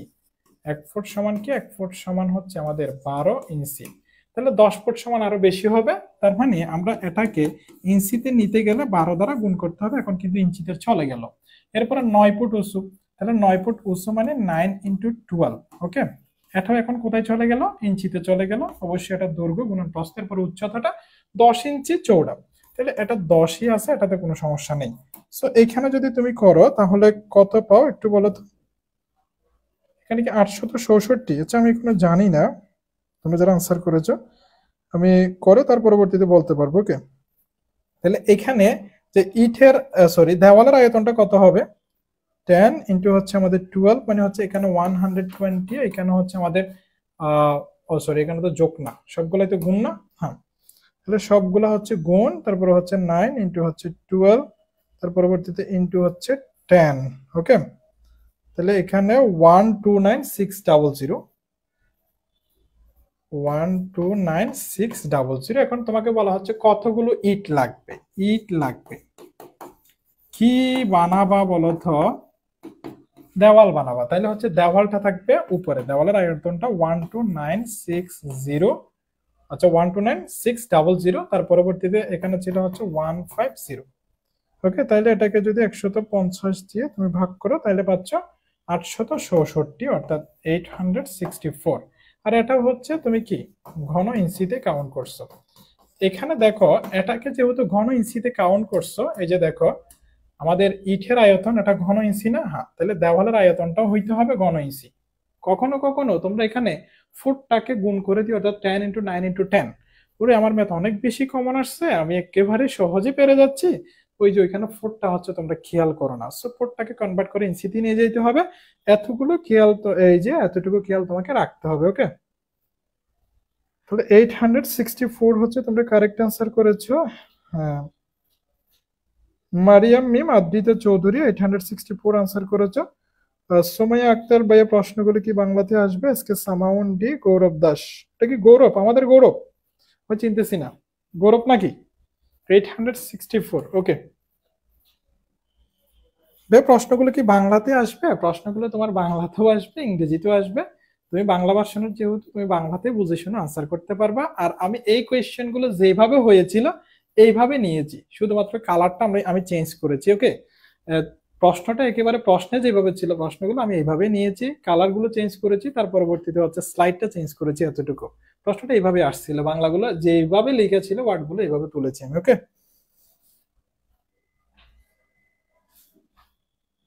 আদ্রিতা চৌধুরী, প্রথমে করছি বলতেছি না? হ্যাঁ, তোমরা করবে এটা, সেটা করা যাবে না। ওকে আদ্রিতা, করা যাবে না এটা। আমাদেরকে বুঝে শুনে আনসার করতে হবে, এই জন্য একটু বেসিক থেকে আমাদেরকে স্ট্রং হইতে হবে। এরপরে দেখো, একজন ফল বিক্রেতা 500 টাকার আপেল বিক্রয় করে 100 টাকা লাভ করছে, 200 টাকার কলা বিক্রয় করে 40 টাকা লাভ করলো। সে গড়ে শতকরা কত টাকা লাভ করলো? এখন বলা হচ্ছে শতকরা লাভ। শতকরা লাভের জন্য তোমাকে ছোট্ট একটা সূত্র মনে রাখতে হবে। ওকে, শতকরা লাভ, শতকরা লাভ মানে হচ্ছে আমাদের মোট লাভ। এখন বলো তো লাভটা কিসের উপর নির্ভর করে? তুমি কত টাকা দিয়ে ক্রয় করতেছো, তার মানে ক্রয় মূল্যের উপরে নির্ভর করতেছে। তাহলে মোট লাভ ডিভাইডেড বাই ক্রয় মূল্য ইন্টু কি, ইন্টু হচ্ছে আমাদের 100, ইন্টু কি, ইন্টু হচ্ছে আমাদের 100। এখন মোট লাভ, মোট লাভ মানে এই যে তোমার সম্পূর্ণ ঘটনাটা আলোচনা করার পরে অথবা সম্পূর্ণ ঘটনা দেখার পরে মোট লাভ কতটুকু হয়েছে। একজন ফল বিক্রেতা 500 টাকার আপেল বিক্রয় করে 100 টাকা লাভ করছে, এতটুকুতে সে 100 টাকা লাভ করছে। আবার 200 টাকার কলা বিক্রয় করে 40 টাকা লাভ করছে, এখানে সে 40 টাকা লাভ করছে। তাহলে তো এটা দুইটা যোগ করতে হবে না? হ্যাঁ, তাহলে কত পাচ্ছ? এখানে 140। এখন ক্রয় মূল্য, এই যে দুইটা মিলে ক্রয় মূল্য কত ছিল? একজন ফল বিক্রেতা 500 টাকা বিক্রয় করে 100 টাকা লাভ করা, মানে এখানে ক্রয় মূল্য কত ছিল? এখানে ক্রয় মূল্য ছিল কিন্তু 400 টাকা। 400 টাকা দিয়ে সে ক্রয় করছিল, 100 টাকা লাভ করার পরে সে 500 টাকা দিয়ে বিক্রয় করতেছে, তাই না? হ্যাঁ। আবার দেখো 200 টাকার কলা বিক্রয় করে 40 টাকা লাভ করছে। তার মানে অ্যাকচুয়াল এই যে কলার ক্রয় মূল্যটা কত ছিল? ক্রয় মূল্যটা যে ছিল হচ্ছে আমাদের 160 টাকা। 160 টাকা দিয়ে সে ক্রয় করছিল, 40 টাকা লাভ করে সে 200 টাকা দিয়ে বিক্রয় করতেছে। তাহলে এখানে যে আমাদের 400 এবং 160 দুইটাকে যোগ করলে তুমি কত পাচ্ছ? তুমি পাচ্ছ হচ্ছে 560। তার মানে এখানে ক্রয় মূল্য হবে 560 ইন্টু কত? ইন্টু হচ্ছে আমাদের 100। হ্যাঁ, অবশ্যই হচ্ছে পার্সেন্টেজে থাকবে, পার্সেন্টেজে থাকবে। সো এখানে কত হয় আমাকে বলো। এখানে 0 0, এখানে হচ্ছে 14 একে 14, 4 14 হচ্ছে 56, 4 25 কত? 4 25 হচ্ছে 100। তুমি অবশ্যই ক্যালকুলেটরের সাহায্যে করবে। ওকে, এভাবে করার দরকার নেই, এভাবে করলে হয়তো কোনো কোনো সময় ভুলও হইতে পারে। সো তুমি কেন ভুল করবা? তোমার যেহেতু সুযোগ রয়েছে 100 এমএস এর ক্যালকুলেটর যেহেতু তুমি ইউজ করতে পারতেছো, সো তোমার আনসার হচ্ছে কোনটা? এখানে ডি অপশন যেটি রয়েছে এটি হচ্ছে কারেক্ট আনসার। ওকে, আদ্রিতা 25, মারিয়াম মিম 25, শিব চক্রবর্তী হচ্ছে 25, সাবরিনা সুমাইয়া অনন্যা আজকে সামাউন ঘুরব দাস 25। ওকে, 25%। তোমরা অনেকেই কমেন্ট করেছে, আমি আসলে সবগুলো পড়তে পারতেছি না, এরকম অনেকগুলো কমেন্ট। হ্যাঁ, 25। সো তোমরা যারা বাকিরা আনসার করেছো ধন্যবাদ সবাইকে। এর পরবর্তীতে হচ্ছে অনেকদিন পর দেখা চার গৌরব। যাই হোক, ভালো মতো পড়াশোনা করে ইনশাল্লাহ ভালো কিছু হবে। এর পরবর্তীতে আমরা যাই তাহলে। এক ব্যক্তি তার মোট সম্পত্তির হচ্ছে 2/3 ছেলেকে এবং 1/3 মেয়েকে দিল, এতে ছেলে মেয়ে অপেক্ষা 6 লাখ টাকা বেশি পেল। আচ্ছা, কে বেশি পাচ্ছে? ছেলে। তাহলে এটা হচ্ছে রিয়েলিস্টিক একটা কথাবার্তা। হ্যাঁ, সম্পত্তির মধ্যে ছেলেরা বেশি পায়, ছেলে হচ্ছে মেয়ে অপেক্ষা 6 লাখ টাকা বেশি পাইতেছে, সেটাও একটা ঠিক আছে, মানে একটা হচ্ছে বাস্তবতা এখানে তুলে ধরা হয়েছে। ওই ব্যক্তির মোট সম্পত্তির মূল্য কত? হ্যাঁ, ওই ব্যক্তির মোট সম্পত্তির মূল্য কত? 560 কেমন আসলো? এখানে আসছে যে 560 কই? 560টা হচ্ছে ক্রয় মূল্য আসছে যে বাবা। এখানে 500 টাকা বিক্রয় করছো মানে তুমি 100 টাকা লাভ করছো, মানে 400 টাকা ক্রয় মূল্য ছিল না? 400 টাকায় কিনে তো তুমি 100 টাকা লাভ করে তারপর 500 টাকা বিক্রয় করতেছো। তাহলে এখানে 400 টাকা ক্রয় মূল্য, আবার 200 টাকার কলা বিক্রয় করে 40 টাকা লাভ করতেছো, মানে তার অ্যাকচুয়াল ক্রয় মূল্য ছিল 160 টাকা, যার উপর 40 টাকা লাভ করে তুমি 200 টাকা দিয়ে বিক্রয় করতেছো, এই টাইপের না? সো 160 এবং 400 যোগ করলে তো 560ই হয়। ওকে, তাহলে এরপরে দেখো আমাদের এটা বাস্তবতার সাথে মিল রয়েছে। অনেকে সাবরিনা সুমাইয়া অনন্যা এখানে হচ্ছে আনসার করে ফেলতেছে। আমি এখন হচ্ছে বাস্তবতার মধ্যে আছি, এখনো যাই নাই, অনেকে আনসার করে ফেলতেছে। ঠিক আছে, যাই হোক, আমাদের আনসারটা তোমাদের সাথে মিলে কিনা এটা হচ্ছে দেখার বিষয়। এর পরবর্তীতে হচ্ছে আবরা ফাইরুজ সাবা। আচ্ছা, ও হচ্ছে সি আনসার করতেছে। যাই হোক, এক ব্যক্তি মোট সম্পত্তির হচ্ছে 2/3 ছেলেকে এবং 1/3 মেয়েকে দিল, এতে ছেলে মেয়ে অপেক্ষা 6 লাখ টাকা বেশি পেল। ওই ব্যক্তির মোট সম্পত্তি কত ছিল? আমরা একদম বেসিক থেকে যাই, আমরা জানি না, তাহলে আমরা ধরতেছি মোট সম্পত্তির মূল্য হচ্ছে এক্স। ওকে, মোট সম্পত্তির মূল্য কত? মোট সম্পত্তির মূল্য হচ্ছে আমাদের এক্স। ওকে, এখন বলা হচ্ছে এক ব্যক্তি তার মোট সম্পত্তির 2/3 ছেলেকে দিল। তাইলে দেখো, ছেলেকে দিল কি দিছে? মোট সম্পত্তির একটা অংশ। তাহলে এক্স এর একটা অংশ দিছে, এক্স এর কত? 2/3। তার মানে আমরা বলতে পারি 2 উপরে এক্স উপরে 2x/3, এটা ছেলে পাই। এর পরবর্তীতে হচ্ছে মেয়েকে দিল হচ্ছে একটা এক্স এর অংশ। এক্স এর কি পরিমাণ অংশ? 1/3। তার মানে কত? x/3। ওকে, এখন বলা হচ্ছে এখানে ছেলে, অর্থাৎ ছেলে যেটা পায় এই যে 2x/3টা, এটা যদি তুমি একটু হিসাব করো, সেটা মেয়ে যেটা পায় মেয়ে অপেক্ষা আরো কত টাকা বেশি? 6 লাখ টাকা বেশি। ওকে, মানে এই ছেলেটার যে সম্পত্তিটা পায় সেটা যদি তুমি পরিমাপ করো, মেয়ে যেটা পাইছে এটার সাথে আরো 6 লাখ টাকা এক্সট্রা দিতে হবে, তখন এই দুইটা সমান হবে। এখন এক্স গুলো নিয়ে আসো, যদি নিয়ে আসো তুমি, তাইলে কত হয়? এখানে 2x/3 আগে থেকে ছিল, x/3 আগে মনে মনে পজিটিভ সাইন, এই পাশে আনলে হচ্ছে negative sign, -x/3 equal to হচ্ছে এখানে 6, তারপর হচ্ছে এখানে কয়টা জিরো? 5টা জিরো।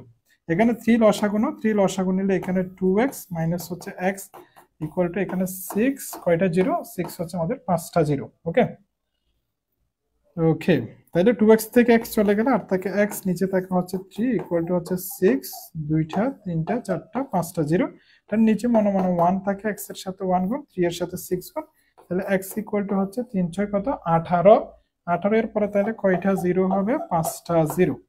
ওকে, তাহলে এটি হচ্ছে আমাদের কারেক্ট অ্যান্সার।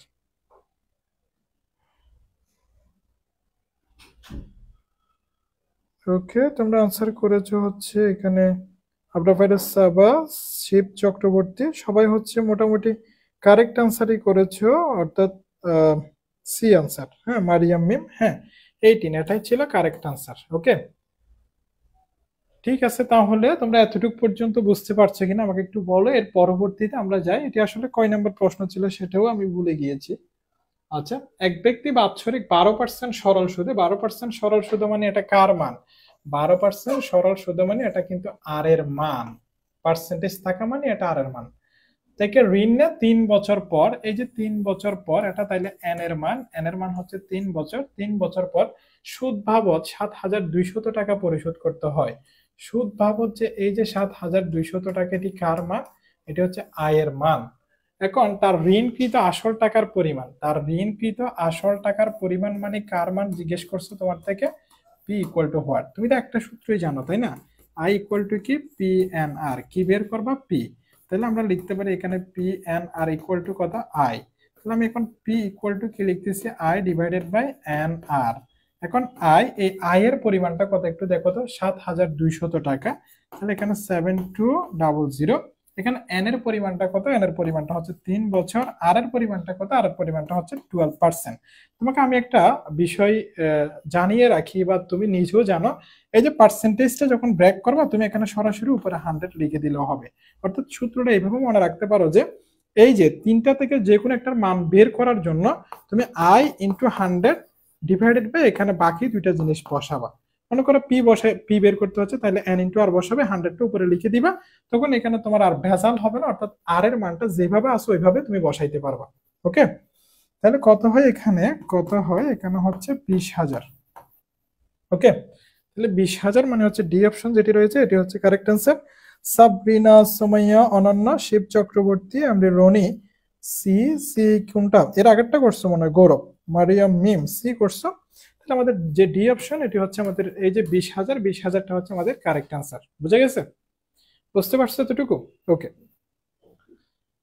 ঠিক আছে, তাহলে তোমরা এখানে 100টা যদি সরাসরি গুণ করে দাও, ও 20কে, গৌরব দাস 20কে নাকি? তাইলে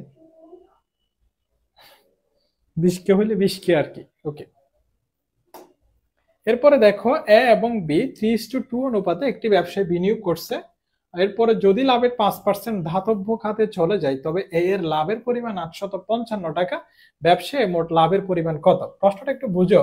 এ এবং বি, অর্থাৎ আমি এবং হচ্ছে আমার এক বন্ধু, 3:2 অনুপাতে একটি ব্যবসায় বিনিয়োগ করে, যদিও এভাবে আমার বিনিয়োগ করার কথা না। যদি লাভের 5% ধাতব্য খাতে চলে যায়, অর্থাৎ যে লাভটা আসে লাভটা থেকেই ধাতব্য খাতে চলে যায়, তবে এর লাভের পরিমাণ, আচ্ছা এখানে এ অলরেডি লাভ করছে, যে এটার পরিমাণ দিয়ে দেওয়া আছে 855 টাকা। ব্যবসায়ের মোট লাভের পরিমাণ কত? তাহলে যেহেতু লাভের পরিমাণের উপর ভিত্তি করে ওই লাভ থেকে ধাতব্য খাতে চলে যায়, আমাকে লাভের পরিমাণটা ধরে নিতে হবে, না হয় আমি ধাতব্য লাভের মধ্যে যে চলে যাচ্ছে সেটা বের করতে পারবো না। তাহলে আমি ধরে নিচ্ছি এই যে লাভের পরিমাণ, লাভের পরিমাণটা কি ভাইয়া? লাভের পরিমাণটা হচ্ছে এক্স। ওকে, এখন এই যে ধাতব্য খাতে চলে যাচ্ছে, দেখো তো ধাতব্য খাতে যায়, ধাতব্য খাতে কোথায় থেকে যাবে? লাভ হয়েছে যে এখান থেকে তো যাবে, হ্যাঁ যাবে, এখান থেকে যাবে। এখান থেকে কতটুকু যাবে? লাভের একটা অংশ যাবে। ওকে, এটা কত? ওই যে লাভের এই যে এক্স এর 5% বলা হচ্ছে, ওরা যাই বলতেছে আমি তাই লিখতেছি। ইকুয়াল এখানে এক্স মাইনাস এক্স এর মানে গুণন 5% মানে কি? 5 ডিভাইডেড বাই 100। ওকে, তাহলে এখানে এক্স মাইনাস নিচে তুমি 100 নিছো, এক্স এর সাথে 5 গুণ করলে হচ্ছে 5x। এটাকে সিম্পলিফাই করে ফেললে দেখো নিচে 100 থাকে, এখানে হচ্ছে 100x মাইনাস কত এক্স? 5x। এখন 100x থেকে 5x চলে গেলে কত থাকবে? 95x। নিচে কত? নিচে হচ্ছে 100।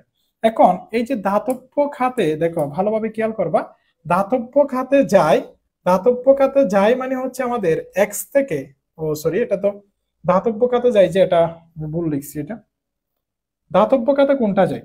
ধাতব্য খাতে যায় যে হচ্ছে আমাদের ভালোভাবে খেয়াল করবা। ধাতব্য খাতে যায় যে হচ্ছে এক্স থেকে এই জিনিসটা না ধাতব্য খাতে যায়, তাই না? হ্যাঁ, তাহলে এটা অবশিষ্ট থাকবে। এটা কি থাকবে? অবশিষ্ট থাকবে। ধাতব্য মোট টোটাল থেকে ধাতব্য খাতে এটা চলে গেছে, তাহলে এটা অবশিষ্ট থাকবে। অবশিষ্ট আর কত আছে? 95x divided by 100। এখন এটাকে আমরা কি করব? ভাগ করব। এ এবং বি দুইজন বন্ধু ভাগ করবে এটাকে। ওকে, এখন এটাকে যদি ভাগ করো তুমি, এর পরিমাণও চাইলে বের করতে পারো, এখান থেকে বি কি পরিমাণ লাভ করবে সেটাও বের করতে পারো। আমি চাইলে এরটা বের করতে পারি। এটা হয়তো আমি একটু প্রথমে মিস্টেক করে ফেলছি, এটা আমি আরেকটু বুঝিয়ে দিচ্ছি। এখানে অবশিষ্ট কেন? টোটাল থেকে ধাতব্য খাতটা বাদ দিছি, তাহলে ধাতব্য খাতে চলে গেছে, এটা বাদ দিছি আমাদের লাভ থেকে।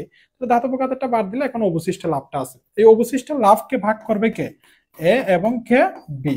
ওকে, এখন যদি এটা কত পাবে, এই যে দেখো এ পাবে লাভের, অর্থাৎ 95x ডিভাইডেড বাই 100 এর কতটুকু অংশ পাবে। তারা কিভাবে বিনিয়োগ করছিল? 3:2 অনুপাতে বিনিয়োগ করছিল। তার মানে নিচে আমরা জানি 3 আর 2 যোগ হয়ে কত হয়? 5 হয়। এখন এই যে এ কে চিনানোর জন্য কোন সংখ্যাটা ইউজ হবে? মানে প্রথমে, তার মানে এই যে 3 সংখ্যাটা ইউজ হবে, তাহলে এখানে 3। তাইলে এখানে আমাদের কত হয় একটু দেখো তো। এ পাবে, ও এখানে আবার এক্সটা আমি বসাই নাই, একটা 95x ছিল না, 95x ডিভাইডেড বাই 100 এর 3 ডিভাইডেড বাই 5। তাহলে এখানে কতটুকু হয় আমাকে বলো। হুম, না মূল লাগবে না, মূল আমারটা দেখতেছি। তাহলে এইখানে কত হয় আমাকে একটু বলো। 3 ইন্টু হচ্ছে 95, পুরো হচ্ছে ডিভাইডেড বাই কত? 500। হুম, 0.75x, এখানে হচ্ছে 0.75x। এটি কার অংশ? এটি বলা হচ্ছে আমাদের এ পাবে এই যে লাভের 3 ডিভাইডেড বাই 5। এখন আবার বলতেছে এখানে এ কত? 855 টাকা পাবে। তাহলে এর পরিমাণটা তো আমরা যেটা বের করছি এটা 0.57x, তারপর ওইখানে 855, তাহলে আমরা শর্ত মতো লিখতে পারবো 0.57x ইকুয়াল হচ্ছে 855। সো এক্স এর মান আমরা বের করি। এক্স এর মানটা হচ্ছে আমাদের কত?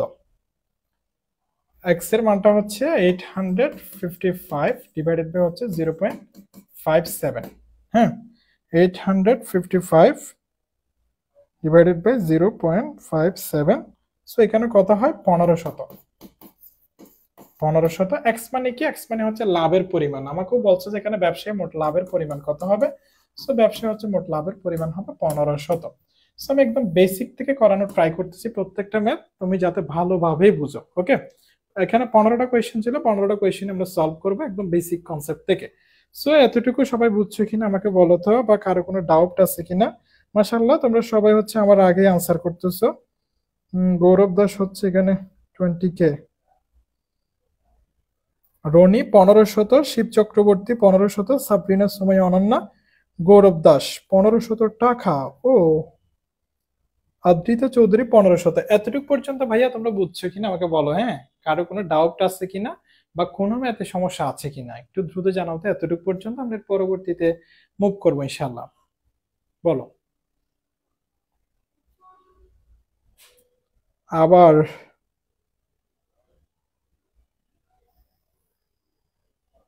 ওকে, ঠিক আছে তাই।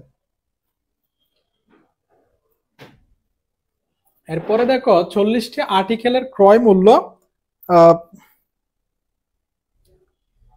40টি আর্টিকেলের ক্রয় মূল্য এক্স সংখ্যক আর্টিকেলের বিক্রয় মূল্যের সমান যদি লাভের হার ক্রয় মূল্যের 25% হয় তবে এক্স এর মান হবে। দেখো 40টি আর্টিকেলের ক্রয় মূল্য, দেখো 40টি আর্টিকেলের ক্রয় মূল্য এক্স সংখ্যক আর্টিকেলের বিক্রয় মূল্য। আগে আমি মনে করতেছি একটা আর্টিকেলের ক্রয় মূল্য কি ভাইয়া? একটা আর্টিকেলের ক্রয় মূল্য, একটা আর্টিকেলের ক্রয় মূল্য কত হবে? একটা আর্টিকেলের ক্রয় মূল্য আমি ধরতেছি হচ্ছে এখানে ক্রয় মূল্য, যেহেতু আমি সি ধরতেছি, একটা আর্টিকেলের ক্রয় মূল্য 40টি আর্টিকেলের ক্রয় মূল্য বলতেছে, তাহলে আরো বেশি হবে। 40টি আর্টিকেলের ক্রয় মূল্য আরো বেশি মানে হচ্ছে 40 ইন্টু সি। ওকে, ঠিক একইভাবে এক্স সংখ্যক আর্টিকেলের বিক্রয় মূল্য বের করার জন্য একটি আর্টিকেলের বিক্রয় মূল্য, এখন একটি আর্টিকেলের কি? একটি আর্টিকেলের বিক্রয় মূল্য, একটি আর্টিকেলের বিক্রয় মূল্য আমি ধরতেছি হচ্ছে এস। তাহলে এখন কি এক্সটি আর্টিকেলের বিক্রয় মূল্য, এক্সটি আর্টিকেলের বিক্রয় মূল্য হচ্ছে তাহলে এক্স এক্স এক্স, এটা এভাবে একটু লিখি, এক্স ইন্টু কত হবে? এস।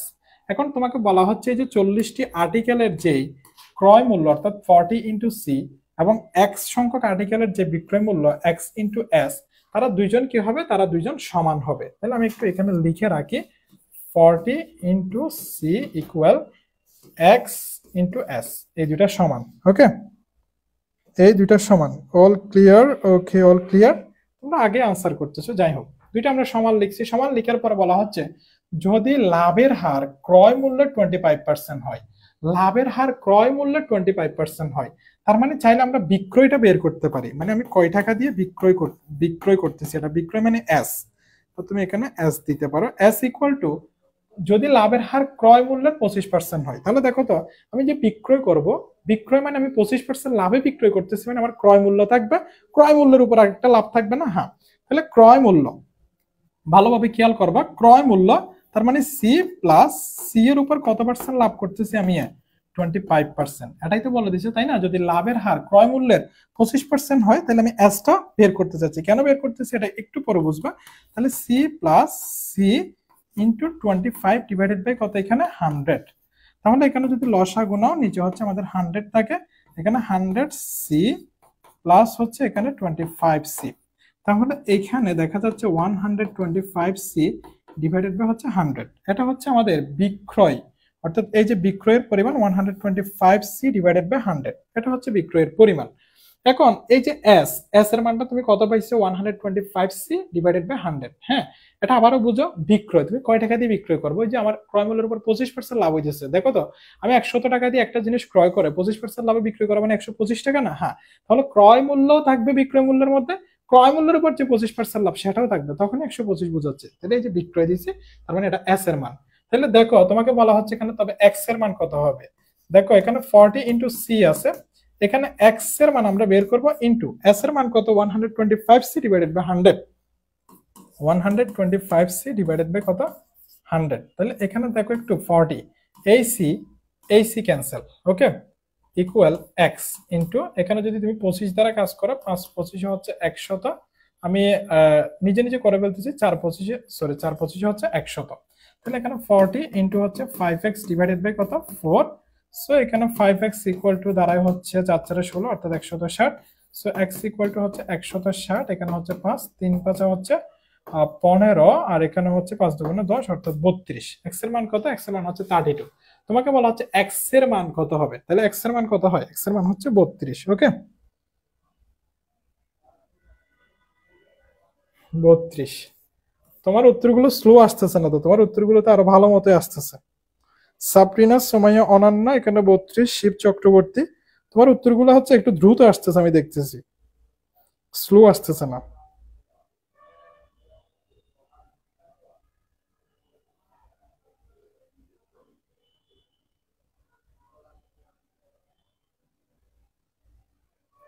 রাফি, রাইসুল, আতিকা, সাবরিনা, সোমাইয়া, অনন্যা, শিব চক্রবর্তী, গৌরব দাস, রাজু, রাফিয়া, ও রাফিয়া দুইটা, হচ্ছে নাসরিন, শিমু। ওকে, সবার আনসারই ঠিক আছে, 32।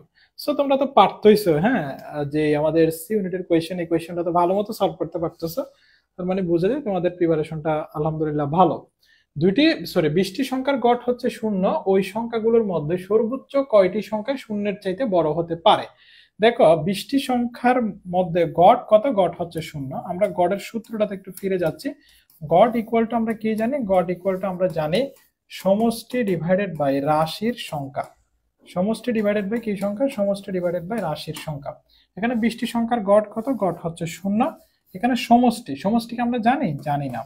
ওই যে তাহলে ভাইয়া 20টি সংখ্যা দিল, এই 20টি সংখ্যা হচ্ছে রাশির সংখ্যা। তাহলে রাশির সংখ্যা এখানে হচ্ছে কত? 20। নিচে কত? নিচে 0-র নিচে 1 থাকতেই পারে।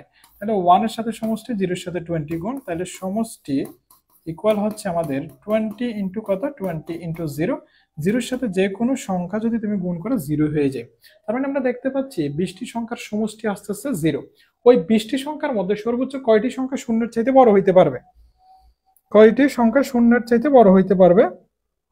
ওয়াহিদ চৌধুরী বলতেছে ডি, শিব চক্রবর্তী, আদ্রিতা চৌধুরী, রনি, সাবরিনা, সোমাইয়া, অনন্যা, তোমরা সবাই বলতেছো 19টা। আচ্ছা যাই হোক, এখন 20টা সংখ্যার মধ্যে আমি 19টা সংখ্যাকে মনে করো যোগ করছি, এটা যোগ করে পাইছি মনে করো হচ্ছে 999। আরেকটি এখানে সংখ্যা আছে যেটির মান হচ্ছে -999। এখন তুমি যদি দুইটা যোগ করো 999 যোগ -999, তাহলে দেখতে পাও 999 এখানে প্লাস মাইনাসে -999 কত হয় 0। হ্যাঁ, 20টি সংখ্যার সমষ্টিতে 0 আসতেছে, যেখানে আমরা প্রথমে ধরে নিয়েছি 19টি সংখ্যার সমষ্টি করলে 999, আরেকটি সংখ্যা -999, তাহলে আমাদের সমষ্টি আসতেছে কত 0। সো গৌরব দাস হচ্ছে 19। আরো অনেকে আনসার দিচ্ছে, বাট আমি নাম বলতে পারতেছি না অনেকে। হ্যাঁ, সো তোমরা যারা হচ্ছে নাম বলতে পারতেছি না, তোমরা একটু রাগ কম করবা, আর যাদের নাম বলতে পারতেছি তোমরা একটু রাগ বেশি করবা। ঠিক আছে? ঠিক আছে। সোরাইয়া আবা হচ্ছে 19। তুমি আসলে কোথায় থেকে এসেছো এতক্ষণ বাদে যে 19 আনসার দিয়েছে, আমরা বুঝে পেয়েছি 19 আনসারটা। ওকে, সো তোমাদের যাদের নাম এখন আমি বলতে পারি নাই, অনেক শিক্ষার্থী আসলে ক্লাস করতেছে অনেক গ্রুপ থেকে, সো 19ই আনসার।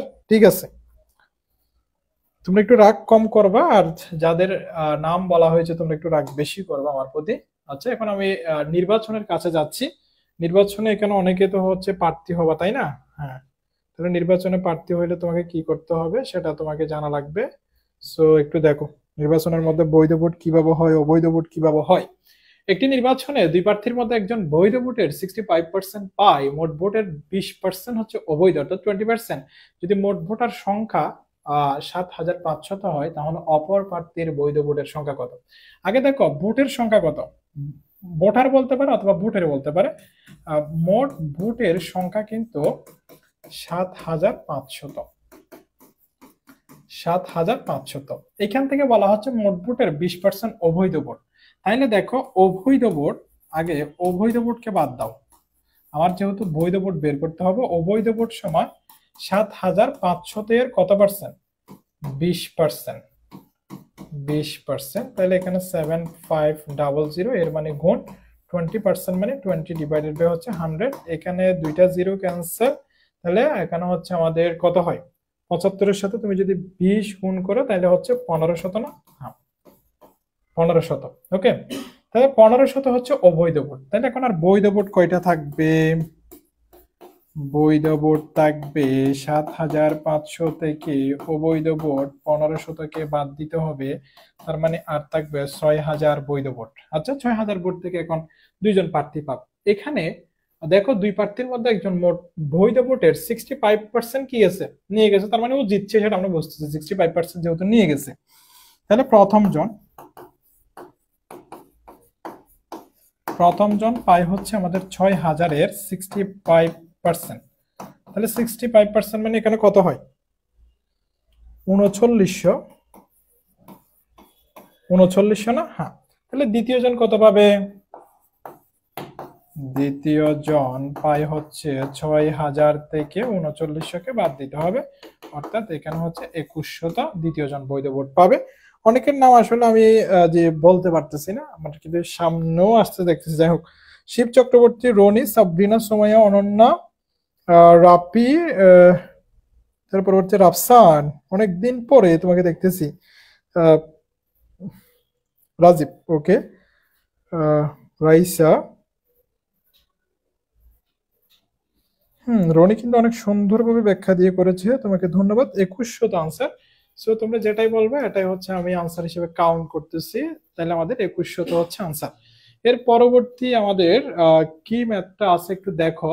এক্স এবং ওয়াই দুইজন দর্জিকে তাদের নিয়োগকর্তা সপ্তাহে 1100 টাকা প্রদান করে। যদি এক্স কে ওয়াই এর 120% পরিশোধ করা হয়, তবে ওয়াই কে সাপ্তাহিক কত টাকা প্রদান করা হয়? তার মানে এখানে দুইজনকে দিচ্ছে মিলে কত? এক্স প্লাস ওয়াই, অর্থাৎ এক্স এবং ওয়াই দুইজন দর্জিকে তাদের নিয়োগকর্তা সপ্তাহে মোট 1100 টাকা প্রদান করে। আচ্ছা, যদি এক্স কে ওয়াই এর 120%, এই যে এক্স কে ওয়াই কে যা দেয়, এই ওয়াই এর 120% তাকে দেওয়া হয়। ওয়াই কে তো ওয়াই হিসেবে আমরা বলতে পারি, অথবা তুমি ওয়াই ইকুয়াল টু টি ধরে নিতে পারো। ওয়াই ইকুয়াল টু টি দেয়, মানে ওয়াই কে টি পরিমাণ টাকা দেয়, আর এখানে টি এর 120% এভাবে ধরে নিতে পারো। তাহলে টোটাল মিলে হচ্ছে 1100। এখানে দেখো ওয়াই ইন্টু 120% মানে 120 ডিভাইডেড বাই হচ্ছে 100, প্লাস হচ্ছে এখানে ওয়াই, এখানে হচ্ছে আমাদের 1100, আর এখানে নিচে হচ্ছে 100 লসাগু নিলে এখানে হচ্ছে 100, ও সরি, 100 লসাগু নিলে এখানে আর 120 থাকবে যে না, 120y প্লাস হচ্ছে এখানে 100y ইকুয়াল টু কত, এখানে 1100, এখানে নিচে 1 রয়েছে, এটার সাথে এটা গুণ, এটার সাথে এটা গুণ, তাহলে এখানে হয় 220y equal to 1100 into 100। So এখানে হচ্ছে y ইকুয়াল টু 1100 ইন্টু হচ্ছে আমাদের 100, আর এখানে কত দাঁড়াচ্ছে 220। সো এখানে 0, এখানে 0 হচ্ছে ক্যান্সেল। সো এখানে যদি হয়, এখানে আমরা দেখতে পাচ্ছি 22, এখানে হচ্ছে 110, তাহলে হচ্ছে এখানে 5, 5 এর সাথে 100 গুণ করলে কত হয় 500। এই 500 কি হিসেবে বের করেছো তুমি y, তাহলে y কে সাপ্তাহিক কত টাকা প্রদান করা হবে, y কে সাপ্তাহিক 500 টাকা প্রদান করা হবে, y কে সাপ্তাহিক 500 টাকা প্রদান করা হবে। ওকে, আদ্রিতা চৌধুরী 500, রনি 500, সাবরিনা সুমাই অনন্যা 500, শিব চক্রবর্তী 500, গৌরব দাসও আনসার করেছে হচ্ছে 500, রাপি আনসার করেছে 500, রাইসুল 500। ওকে, তোমাদের সবার আনসারই হচ্ছে কারেক্ট, তোমরা মোটামুটি অনেকে বুঝে শুনে আনসার করেছো, আর এখানে অনেক স্টুডেন্টই কিন্তু আজকে ক্লাস করেছো, যাদেরকে আমি অনেক পরে দেখেছি। হ্যাঁ, 1.0 এর অনেক স্টুডেন্ট, 2.2 এর কিছু স্টুডেন্ট, 3.2 এর কিছু স্টুডেন্ট, আবার অনেক স্টুডেন্টকে হয়তো আমি ব্যক্তিগতভাবে চিনতে পারতেছি না ওইরকম। সো তোমরা যাই হো, তোমরা আমাদের সাথে পেইড বেসে যুক্ত থাকো বা না থাকো, তোমাদের প্রিপারেশনটা তোমরা সুন্দরভাবে গুছিয়ে নিবা। বিগত বছরের যে কোয়েশ্চেন গুলো ছিল, এটা প্রবলেম সলভিং স্কিলের কোয়েশ্চেন ছিল, তোমরা একইভাবে analytical skill, fundamental communication skill, এই সাবজেক্টের কোয়েশ্চেন গুলো তোমরা নিজেরা সলভ করে নিবা। হ্যাঁ, যেখানে তুমি যদি হেল্প নেওয়ার দরকার হয়, অবশ্যই আমাদের পেজে মেসেজ দিতে পারো, আর তোমরা নিজেরা একটু ট্রাই করবা যে এগুলার সমাধান করার, কম সময়ে তুমি কিভাবে সমাধান করতে পারো। পরীক্ষা তো তুমি দিবা, সো পরিশ্রম তোমাকেই করতে হবে, আর সময় যেহেতু খুব বেশি নেই। হ্যাঁ, 40 দিন মতো পারফেক্ট টাইম যদি তুমি ধরো, তাহলে 40 দিন মতো সময় রয়েছে, সো এই সময়টা ভালোভাবে কাজে লাগানো ট্রাই করো। অনেকে হচ্ছে অনেক দিকে হয়তো মুভ করতে পারো, তোমাকে বলবো যে হচ্ছে যে সকল বিশ্ববিদ্যালয়ে ভর্তি পরীক্ষায় তুমি অংশগ্রহণ করবো, ওই সকল বিশ্ববিদ্যালয়কে টার্গেট করে তুমি আগাও বাকি দিনগুলোতে। যারা ঢাকা বিশ্ববিদ্যালয়ের জন্য প্রিপারেশন নিচ্ছ, ভালো, ঢাকা বিশ্ববিদ্যালয়ের জন্য সুন্দরভাবে প্রস্তুতি নাও, রিভিশন দাও বারবার, ঢাকা বিশ্ববিদ্যালয়ে ভর্তি পরীক্ষা অংশগ্রহণ করো। এর পরবর্তীতে মাঝখানে যে টাইমটা পাওয়া যাবে, এটা চট্টগ্রাম বিশ্ববিদ্যালয়ের জন্য কাজে লাগানো যাবে। আর এখানে তো তোমরা সার্কুলার প্রকাশিত হয়েছে, আমি সার্কুলার নিয়ে আলোচনা করেছিলাম সকালে, ওইটাও দেখতে পারো ওই ভিডিওটা। এখানে ক্যালকুলেটর ইউজ করা যায়, মোটা দাগে যদি আমি বলি। তার পরবর্তীতে হচ্ছে জিপিএর রিকোয়ারমেন্টটা কমানো হয়েছে, তার পরবর্তীতে হচ্ছে আগের যে সিলেবাসটা অপরিবর্তনীয় রয়েছে, এবং সাবজেক্ট ভিত্তিক আলাদা পাস মার্ক রয়েছে। 2 নম্বরের যে প্রশ্নগুলো রয়েছে তার জন্য 0.50 মার্ক কর্তন করা হবে, 1 নম্বরের যে প্রশ্নগুলো রয়েছে তার জন্য 0.25 মার্ক কর্তন করা হবে। আর মোট 65টি আগে প্রশ্ন ছিল, এখনো 65টি প্রশ্ন থাকবে। টোটাল 100 নম্বর আগেও বরাদ্দ ছিল, এখন 100 নম্বর বরাদ্দ থাকবে। জিপি এর উপর যে 10 নাম্বার ছিল, 10 নাম্বারটা বাদ দেওয়া হয়েছে, অর্থাৎ জিপি এর উপর কোনো নাম্বার থাকছে না। হ্যাঁ, জিপি এর উপর কিন্তু হচ্ছে আর কোনো নাম্বার থাকছে না। সো এর বাইরেও যদি তোমাদের কোনো কোয়েশ্চেন ব্যক্তিগতভাবে থেকে থাকে, আমাকে জানাতে পারো, আমি 1 মিনিট টাইম নিব তোমাদের থেকে। সো 1 মিনিটের মধ্যে তোমাদের কোয়েশ্চেন গুলো জানাতে পারো। আমার জন্য একটু দোয়া করবা, তোমাদের জন্য আমি অনেক বেশি দোয়া করতেছি। ইনশাল্লাহ যে সামনের দিনগুলো রয়েছে, তোমার পড়াশোনা বলো বা তোমার ব্যক্তিগত পজিটিভ যে ওয়ার্ক গুলো রয়েছে, সেগুলো ঊর্ধ্বমুখী করার ট্রাই করো। সবসময় হচ্ছে মহান আল্লাহ তাআলার উপর ভরসা রাখো, মা বাবার দোয়া নাও, তার পরবর্তীতে হচ্ছে সবার সাথে ভালো ব্যবহার করো। যেখানে পড়তেছো এখানে গুছিয়ে তুমি পড়াশোনা করার ট্রাই করো। তুমি যেখানে আছো, যে কোনো প্ল্যাটফর্মে বলো বা যে কোনো অফলাইনে বলো, তুমি যেখানে আছো সেখানে গুছিয়ে তোমার প্রস্তুতি সম্পন্ন করার ট্রাই করো। হ্যাঁ, সো ভাইয়া ক্লান্ত না, এটা হচ্ছে আমি অনেকগুলো আসলে ক্লাস নিয়েছি, তো এই জন্য হয়তো একটু লাগতেছে। না, আলহামদুলিল্লাহ তোমাদের দোয়ায় অনেক ভালো আছি। ওকে, নেক্সট ক্লাস কবে নেবেন এটা অবশ্যই হচ্ছে পেজে এবং হচ্ছে গ্রুপে জানিয়ে দিব। এর পরবর্তীতে তোমরা যদি বলো, এর পরবর্তী যে কোয়েশ্চেনটা, আজকে তো আমরা 24-25 সেশনের যে কোয়েশ্চেনটা ছিল সেটা, 23-24 সেশনের যে কোয়েশ্চেনটা ছিল সেটা সলভ করাবো এর পরবর্তী ক্লাস ইনশাল্লাহ। যখন আমি সময় পাই, খুব কম সময়ের মধ্যে সলভ করার ট্রাই করবো ইনশাল্লাহ। আমাদের যেহেতু অনেকগুলো বেস্ট রয়েছে, সবগুলো আসলে ক্লাস শেষ করে একটা সময় থাকার প্রয়োজন সবগুলো মিলিয়ে। সো যখনই সময় পাবো ইনশাল্লাহ তোমাদেরকে ওই ক্লাসটা করিয়ে দিব। সেই সাথে তোমরা ভার্সিটি ম্যাথ, অর্থাৎ যারা জগন্নাথ বিশ্ববিদ্যালয়ে ভর্তি পরীক্ষায় অংশগ্রহণ করবা, তার পরবর্তীতে হচ্ছে অ্যানালিটিক্যাল স্কিলের কি লাইভ ক্লাস পাবো? ইনশাল্লাহ আশা করছি তোমরা পেয়ে যাবে। হ্যাঁ, ওকে। সো সাবজেক্ট ওয়াইজ বলতে ওই সাবজেক্টের ক্ষেত্রে তোমাকে পাইতে হবে যে মানে হচ্ছে ওই ওই সাবজেক্টের মধ্যে পাইতে হবে। মনে করো ওইখানে যে অ্যানালাইটিক্যাল স্কিলের মধ্যে 30 নম্বর, তো সেখানে 10 নম্বর পাইতে হবে। কাটা মানে তোমার ওইখানে 10 নম্বর তুলতে হবে, এটাই হচ্ছে সাবজেক্ট ওয়াইজ যেটা পাস, এটা আর কি সি ইউনিটের ক্ষেত্রে। ধন্যবাদ ভাইয়া। ওকে, ধন্যবাদ ধন্যবাদ ধন্যবাদ, অনেকগুলো ধন্যবাদ, তোমাদেরকেও ধন্যবাদ। শ্লোক আর গৌরবের আসে। ওকে, আর যাই হোক, তাইলে তোমরা যেটা বলেছো সেটা আমি এর পরবর্তী ক্লাসটা, এই যে আমাদের আগের সেশনের কোয়েশ্চেনটা সলভ করার ট্রাই করব। সাথে আমি সাস্টের বি ইউনিট, তার পরবর্তীতে জগন্নাথ বিশ্ববিদ্যালয়ের সি ইউনিট, জগন্নাথ বিশ্ববিদ্যালয়ের ডি ইউনিট, তার পরবর্তীতে হচ্ছে আমাদের জাহাঙ্গীরনগর বিশ্ববিদ্যালয়ের বি ডি জেড ইউনিট, তার পরবর্তীতে চট্টগ্রাম বিশ্ববিদ্যালয়ের সি ইউনিট এবং চট্টগ্রাম বিশ্ববিদ্যালয়ের ডি ইউনিট, এগুলোর বিগত বছরগুলোর যে কোয়েশ্চেনগুলো রয়েছে সেগুলো আমি সলভ করে দিব ইনশাল্লাহ। জগন্নাথ বিশ্ববিদ্যালয়ের আমার একটা প্লেলিস্টও আছে, যেটা হচ্ছে 8 ঘন্টার নিয়েছিলাম আমি, 7টা লেকচার রয়েছে এখানে, 8 ঘন্টার একটা প্লেলিস্ট। যে প্লেলিস্ট থেকে কিন্তু অনেক শিক্ষার্থী আসলে উপকৃত হয়েছে। সো তোমরা চাইলে এই প্লেলিস্টটা থেকে ক্লাসগুলো করতে পারো। জগন্নাথ বিশ্ববিদ্যালয়ে যারা ভর্তি পরীক্ষা অংশগ্রহণ করবা, বেসিক্যালি যারা ব্যবসা শিক্ষা বিভাগ থেকে রয়েছে, ব্যবসা শিক্ষা বিভাগের জন্য হিউজ সিট রয়েছে সেখানে। সো সেখানে আমি বলবো যে, আমি ব্যক্তিগতভাবে তোমাকে বলবো যে একটা পরীক্ষা দিয়ে দেখো, যেহেতু চট্টগ্রাম বিশ্ববিদ্যালয়ের সি ইউনিটের অনুরূপ বা ডি ইউনিটের মোটামুটি কাছাকাছি বলা যায়। ডি ইউনিটে যেহেতু আমাদের আইকিউটা রয়েছে, তার পরবর্তী জগন্নাথ বিশ্ববিদ্যালয়ের ডি ইউনিটেও কিন্তু হচ্ছে আমাদের ম্যাথটা রয়েছে, অর্থাৎ গাণিতিক বুদ্ধিমত্তা।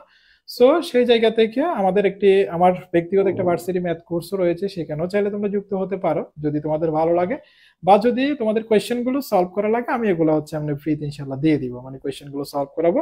আর জগন্নাথ বিশ্ববিদ্যালয়ের প্লেলিস্টও হচ্ছে ইউটিউবে রয়েছে, আমি তোমরা যদি বলো এখানে এখানে দিয়ে দিব। হ্যাঁ, যে আমাদের লাইভটা চলতেছে এটার নিচে আমি দিয়ে দিব আমার একটা সম্পূর্ণ প্লেলিস্ট আছে, ওটা চাইলেও তুমি যদি ওটা কভার করতে পারো ওইখান থেকেও কিন্তু উপকৃত হবা তুমি। সো আর যারা সরাসরি আমার ম্যাথ বুঝো বা হচ্ছে পড়তে চাও, তোমরা ভার্সিটি ম্যাথ যে কোর্সটা রয়েছে সেখানে এনরোল করতে পারবা। ভার্সিটি ম্যাথ কোর্সটা হচ্ছে আমি 750 টাকা এখানে কোর্স ফি, যেটা ভার্সিটি ম্যাথ 750 টাকা দিয়ে এই কোর্সটিতে যুক্ত হতে পারবে। এখানে সম্পূর্ণ কোর্স জুড়ে আমি থাকবো ভার্সিটি ম্যাথটাতে। সো তোমাদের যাদের ম্যাথের সমস্যা বা হচ্ছে ম্যাথ আলাদা পড়তে চাও, সেক্ষেত্রে এই কোর্সটার মধ্য দিয়ে তুমি চট্টগ্রাম বিশ্ববিদ্যালয়ের সি ইউনিট, চট্টগ্রাম বিশ্ববিদ্যালয়ের ডি ইউনিট, জগন্নাথ বিশ্ববিদ্যালয়ের সি, জগন্নাথ বিশ্ববিদ্যালয়ের ডি, তারপর হচ্ছে সাস্টের বি ইউনিট, খুলনা বিশ্ববিদ্যালয়ের ডি ইউনিট, জাহাঙ্গীরনগর বিশ্ববিদ্যালয়ের বি ডি জেড ইউনিট, এগুলোর যে ম্যাথ রয়েছে ম্যাথের উপর ইনশাল্লাহ পূর্ণাঙ্গ প্রস্তুতি তোমার সম্পূর্ণ হবে। হ্যাঁ, আর আমার তো অনেকগুলো ক্লাস ইউটিউবে রয়েছে, তুমি সেখান থেকেও দেখে সিদ্ধান্ত নিতে পারো তুমি ভর্তি হবা কিনা। এটা হচ্ছে ভার্সিটি ম্যাথ যে কোর্সটা ছিল সেটা। সিইউ ডি ইউনিট নিয়ে একটু বলেন। সিইউ ডি ইউনিটের ক্ষেত্রে তো হচ্ছে আমি আইকিউটা হচ্ছে তোমার ম্যাথ কিছু রিলেটেড থাকবে, সাথে হচ্ছে কিছু তোমার বুদ্ধিমত্তার কিছু প্রশ্ন থাকবে, সাথে অ্যানালজিও থাকে। সো এটা ডি ইউনিট তুমি একটু বিস্তারিত দেখবা আমাদের যে পেজ বলো বা হচ্ছে আমাদের ইউটিউব চ্যানেল রয়েছে, সেখানে হচ্ছে ডি ইউনিটের অনেকগুলো ক্লাস রয়েছে। So D unit C unit সবগুলো মিলিয়ে যাদের গাণিতিক বুদ্ধিমত্তা, অর্থাৎ এখানে আমার এই কোর্সটাতে যে ভার্সিটি ম্যাথ কোর্সটা রয়েছে সেখানে আমি গণিত এবং হচ্ছে বুদ্ধিমত্তা দুইটাই হচ্ছে একসাথে শেষ করিয়ে দিচ্ছি এটা আর কি। সো তোমরা যারা যুক্ত হতে চাও ওটাতেও যুক্ত হতে পারবা, আর যারা সরাসরি সি ইউনিটে যুক্ত হতে চাও, সি ইউনিট, সেখানেও তো আমি পড়াই, যেটা জানো আমি নাসিম ভাইয়া, তারপর হচ্ছে তোমাদের নাসার ভাইয়া, সেখানেও যুক্ত হতে পারবা। আর ভার্সিটি ম্যাথটাতে হচ্ছে আমি থাকবো সম্পূর্ণ কোর্স জুড়ে। ওকে,